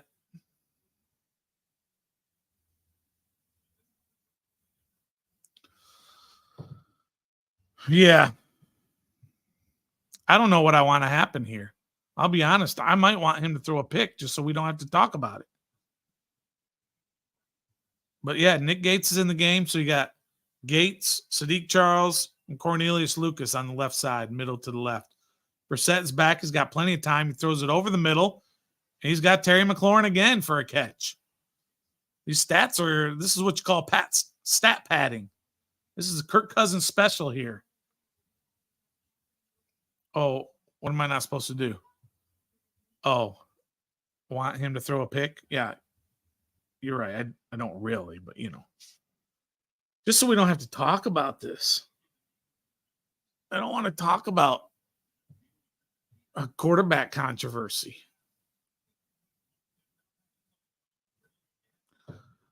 But here we go. 4:55 to go. Brissett is in shotgun. Rams will rush 4. Brissett's got all day. Throwing it deep right. He's got McLaurin again. McLaurin is going to go, and he's down to the 1-yard line. McLaurin is close again. Another beautiful throw from Brisket. And there's a flag, but it looks like the flag is against the Rams. Are the Commanders back? Oh, yeah, he was holding McLaurin. And McLaurin just kept on going. Perfect pass. Body catches it. He might be in. Give me a touchdown. Touchdown. Touchdown, Terry McLaurin. Are the Commanders back?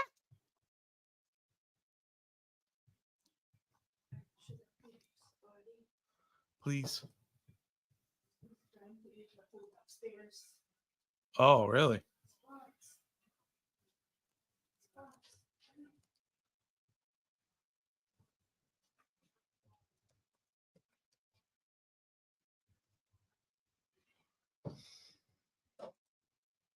I think he's in. Where's his knee hit? Oh, his right knee hit. Yeah, he's definitely down at the 1-yard line. Look, we got something going here. We got something going. I didn't want Brissett in. I definitely did not want him in. But, hey, it's working right now. So they're down to 1 with 4:47 to go. Still 28-14. All of a sudden, we got Alex Armah in the game as a fullback. The Rams are going to call timeout. All of a sudden, the Rams are getting a little scared.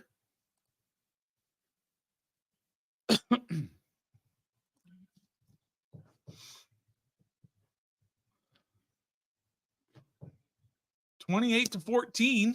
Washington is at the 1-yard line. They can make it a 1-score game. See, there are a lot of Commanders fans there. There's tons of Commanders fans there. There's tons of Commanders fans everywhere. They don't show because Washington's always losing. Might be back. The Commanders back? I'm back.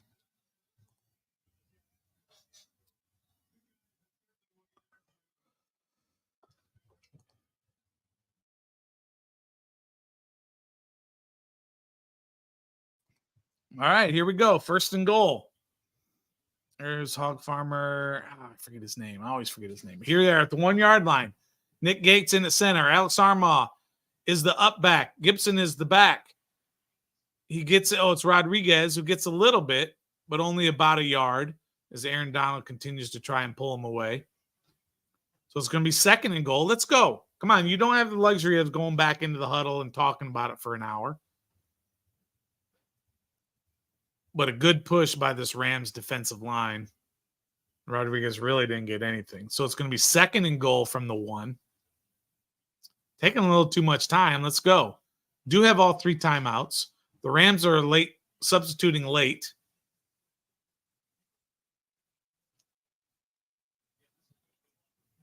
Here we go. Brissett is going to try to QB sneak. He can't get anywhere. He can't do these short running plays with Nick Gates at center. I'll tell you that much right now.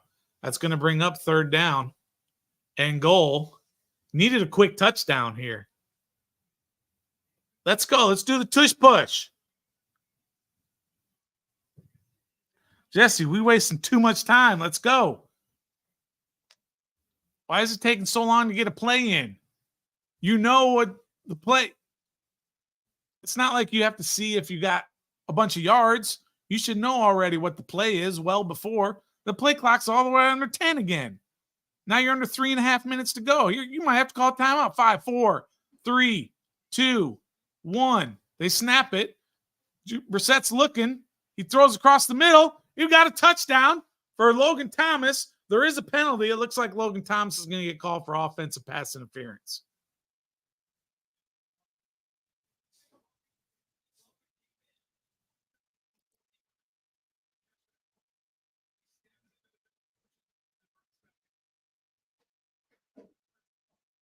I call offensive pass interference. Are you kidding me? Offensive pass interference is 10-yard penalty. Now all of a sudden you're back to 3rd and goal from the 11. Let's see if he did if he did push off. Yes, he did push off. It was a great throw from Brissett and great catch, but he definitely pushed off. So now it's 3rd and goal from the 11. Now we still got to go for it no matter what. Keep forgetting to hide the current comments. All right, here we go. 3rd and goal from the 11 with 3:14 to go in the game. Samuel in motion to the right. Brissett is in shotgun. He's looking. He throws across the middle on a crossing route. He gets it complete to Samuel, I believe, yes, but short of the goal line by about 4 yards. So they're going to bring up a 4th and goal. Got to have this. And they're just kind of casually going into the huddle. Hello, there's under 3 minutes to go. Let's go. Have some urgency. It's not a 1-score game. It's a 2-score game. So it's 4th and goal from the 6. 7, actually. I was way off on my yardage. So here we go. 4th and goal. Play clock's under 5 again. Brissett is back. The blitz is on. He throws into the end zone. Way short. There is a penalty flag. Pass interference. They could definitely call uncatchable. He definitely interfered with him, but it was definitely uncatchable. But here we go. We're gonna have a 1st and goal at the 1. Now, don't waste so much time this time.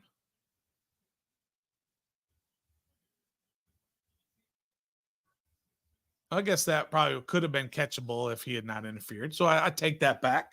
Looking at the replay, this is definitely interference. Not even close. 1st and goal at the 1. They're going to hand it off to Rodriguez, a second man, and he gets stuffed. I mean, that's how many plays from the 1-yard line. And they're just standing around as they're going down to the 2-minute warning. Let's go. Get another play in. You're down 2 scores. They're going to let it go down to the 2-minute warning. Oh, my goodness. Oh.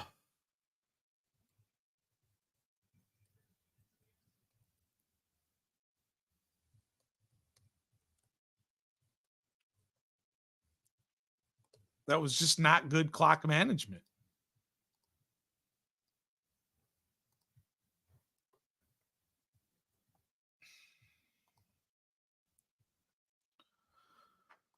I mean, it's down to the 2-minute warning. They still got the 3 timeouts, but you got to go, man. You got to go.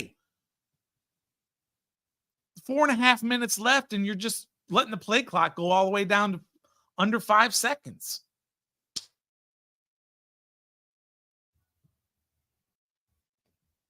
You got 2 scores. Sure, you got 3 timeouts, and you can kick it deep, and you can call timeouts when they have the ball. That part is true, but you don't want to bring it down to where then you finally get the ball, and there's a minute to go. You got to go, man. You got to go. If you have a 1st and goal at the goal line and you get stuffed, why is it taking 20 seconds to get the next play in? It shouldn't take that long to get the next play in. There's only a couple of options. You're at the 1-yard line. You should be ready. You don't get in, boom, next play.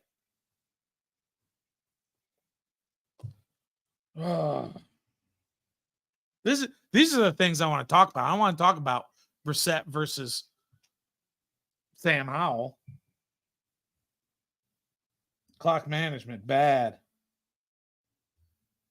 Bad at the end there. But look, we still got a shot here.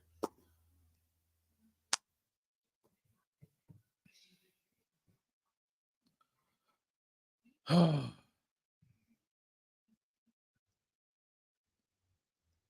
don't mind any of the play calls so far. I just mind that they're taking 30 seconds to get the plays called.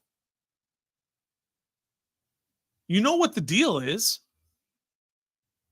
Call the play and let's go. Let's have some urgency here. You want to make a game of this? Show some urgency here.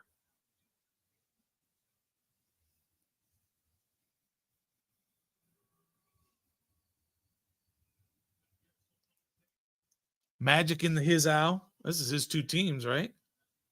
Josh Harris's kid is there. All right, here we go. Now we got 2nd and goal. If you don't make it, now they're spread out this time. They got 2 wide receivers left, 2 right. Logan Thompson's coming back into the slot. You got Rodriguez in the backfield. Brissett's in the shotgun from the 2-yard line. Takes a quick drop, slams it in there, and it's incomplete as he tried to squeeze it into Samuel in the end zone. So now it's 3rd and goal. Now it's 3rd and goal.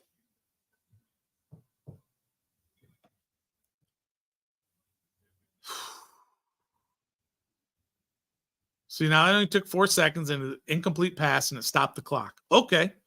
You can take your time on this one. But we've got to get it in the end zone and then kick it deep. And we got 3 wide receivers right. Logan Thomas comes back left. Brissett is going to roll right. He's looking. He doesn't see anything. He's going to throw it out of the end zone and give him a chance at a 4th down. So good coverage by the Rams on 3rd down. That brings up 4th and goal. How many times have we been at the 1-yard line?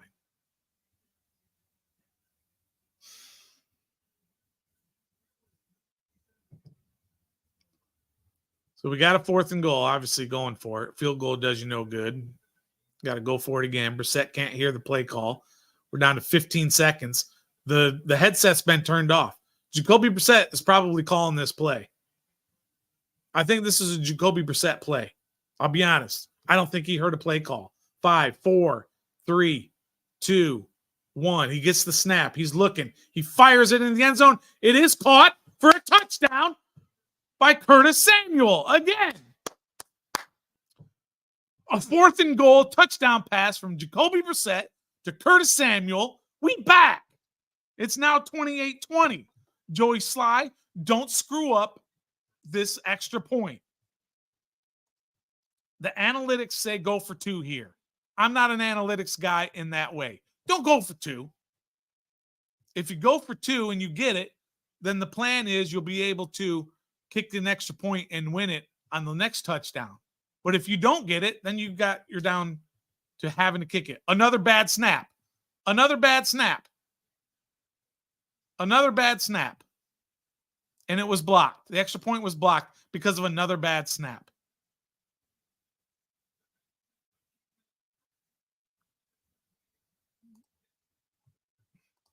Another bad snap. Unbelievable.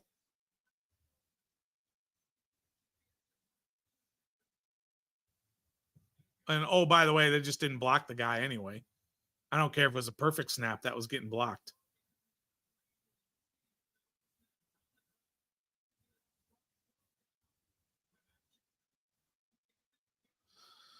Wow, Cheeseman. Wow, Cheeseman. Wow, Cheeseman. Wow. Cheeseman is not a guy who like plays center and is out there on every down and is snapping the ball a billion times and then has a bad snap here and there. His one job is extra points / field goals and punt snaps. That's all he has to do. And if you can't do it, you got to go. I don't get it.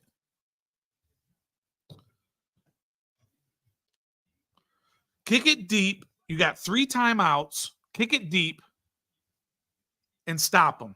Kick it deep.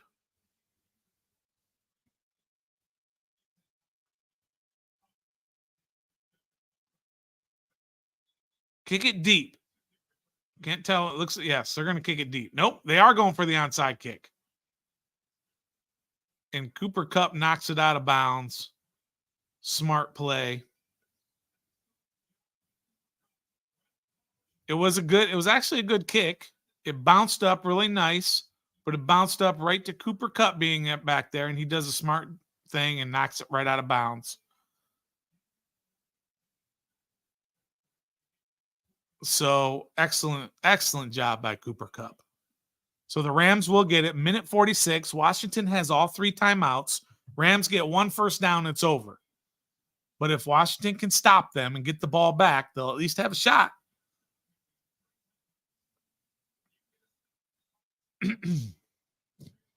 So here we go. Marshall's saying they are in field goal range. They're not in field goal range. They're at the 47-yard line. They will hand it off to Kyron Williams on the left side. He pushes the pile all the way for 7 yards. And Washington uses their first timeout. He actually gets 8 yards on that. So that's going to make all they're going to do is get a first down. And oops. Wrong timeout. So I don't agree with the onside kick, but I don't have a problem with the onside kick. Because either way, you have to stop them. If they get a first down, they'll be in field goal range, but the game will be over because they can run out the clock. I'd kick it deep so that they have to start from their own 25 instead of over here. And if they do punt it, like if you force a punt now, Washington will get the ball at like the 10-yard line. Whereas if you force a punt on the other end, but it could all be moot with a first down, and he gets the first down. Couldn't stop Kyron Williams all game long. That's the ball game. That's the ball game. That's the ball game. The math doesn't work out for you.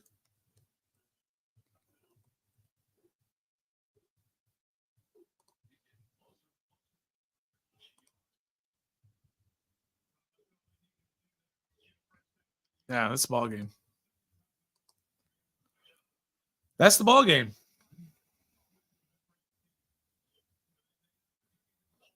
I mean, for the Tankers, this is the perfect game for you.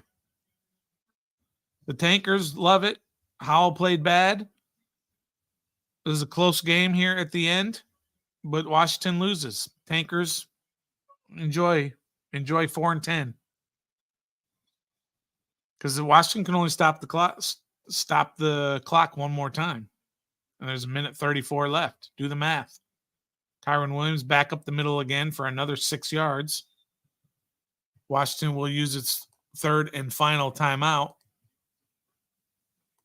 There's a minute 27. Do the math. It's second down. You run this play down to 122, and you get, it's at 129 right now. So you run it, goes down to a 125. They get 25 seconds. That's a minute. Or when it's third down, then they run another 25 seconds off. That's 35 seconds plus the play, 32 seconds. And then you can finally punt it, or you can kick the field goal. And then it'll definitely be over because you're at the 30-yard line, right? 29-yard line, where it's 2nd and 4. So Stafford will give it to Williams up the middle again. They do stop him just short of the first down, about 2 yards, but the clock is running. So I did the 25. It's actually a 40-second clock.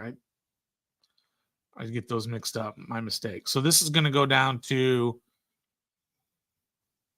45 seconds before they get the next snap, and then I go down to 5 seconds. This is over.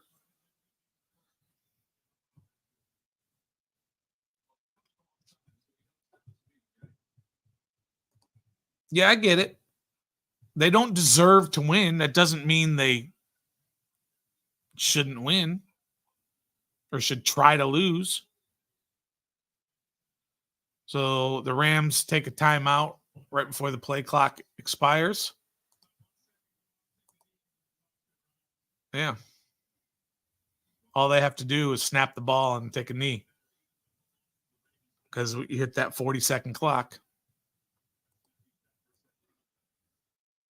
I know they don't deserve to win, but people want them to lose on purpose. Whether they deserve to win or not is a completely different argument. It's just like saying the Commanders keep drafting in the mid rounds and they can't draft well, so they should try to get as high a draft pick as you can. That doesn't guarantee anything either. So once you play the games as hard as you can and then let everything else take care of itself. I don't like losing on purpose. So he hands it off to Kyren Williams, who does not get a first down, but it doesn't matter. The play clock starts at 40, and that's the ball game. So the Rams are going to win this game 28-20. The Commanders fought pretty hard at the end, but they can't get past the Rams. Matt Stafford with a big game. They can't get past the running of Kyren Williams. Hang on, I'm going to move this to final here soon. There it goes, final. So that's the final score from Los Angeles as the that says OT. It's supposed to say final. Final. There we go. As the Rams win 28-20. I'm going to throw a few stats out here for you. Stafford, I got to refresh this real quick. Stafford finishes 25 for 33 for 258 yards and 2 touchdowns. Howell was 11 of 26 for 102 with 1 touchdown, 1 pick. And Jacoby Brissett was 8 of 10 for 124 and 2 touchdowns. Chris Rodriguez ran 10 for 35. Kyren Williams ran 27 for 152. Good Lord. McLaurin ends up with 6 for 141 and a touchdown. A lot of that in garbage time. Cooper Kupp finished with 8 for 111 and a touchdown. Khalil Hudson ended up with 14 tackles. Kendall Fuller ended up with 11. Cody Barton 13 and Martin 10. Washington had the 2 turnovers, but it was just, not a great game for Washington. A lot of mistakes, especially in the first half. What was it at halftime? Was it 13-0 at halftime? So Washington wins the second half, 20-15. All right, but we're going to have our instant reaction right after the show. Appreciate all of y'all for hanging in there with this bad game, the way they played. Thanks for checking in with us and hanging out with us on this Sunday afternoon. Make sure you hit that like button, hit that subscribe button. As I said, we are going to have our instant reaction here. Probably take about 1 hour to get all of that done, recorded, and and put out there, and check out all our other content, all that good stuff. Hit that don'tsleepenergy.com for all of that. We want to hear all your takes on Jacoby and Sam and Cheeseman and Fuller and all of that good stuff. We appreciate it, everybody. Before we go, we're going to hit this don't sleep commercial. But again, appreciate everybody. And until next time, be a fan.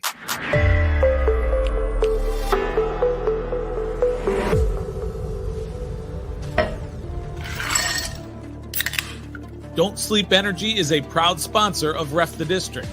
Head on over to don'tsleepenergy.com and enter the discount code DISTRICT to get 10% off your entire order. That's code DISTRICT to get 10% off at don'tsleepenergy.com. Don't sleep makes you great.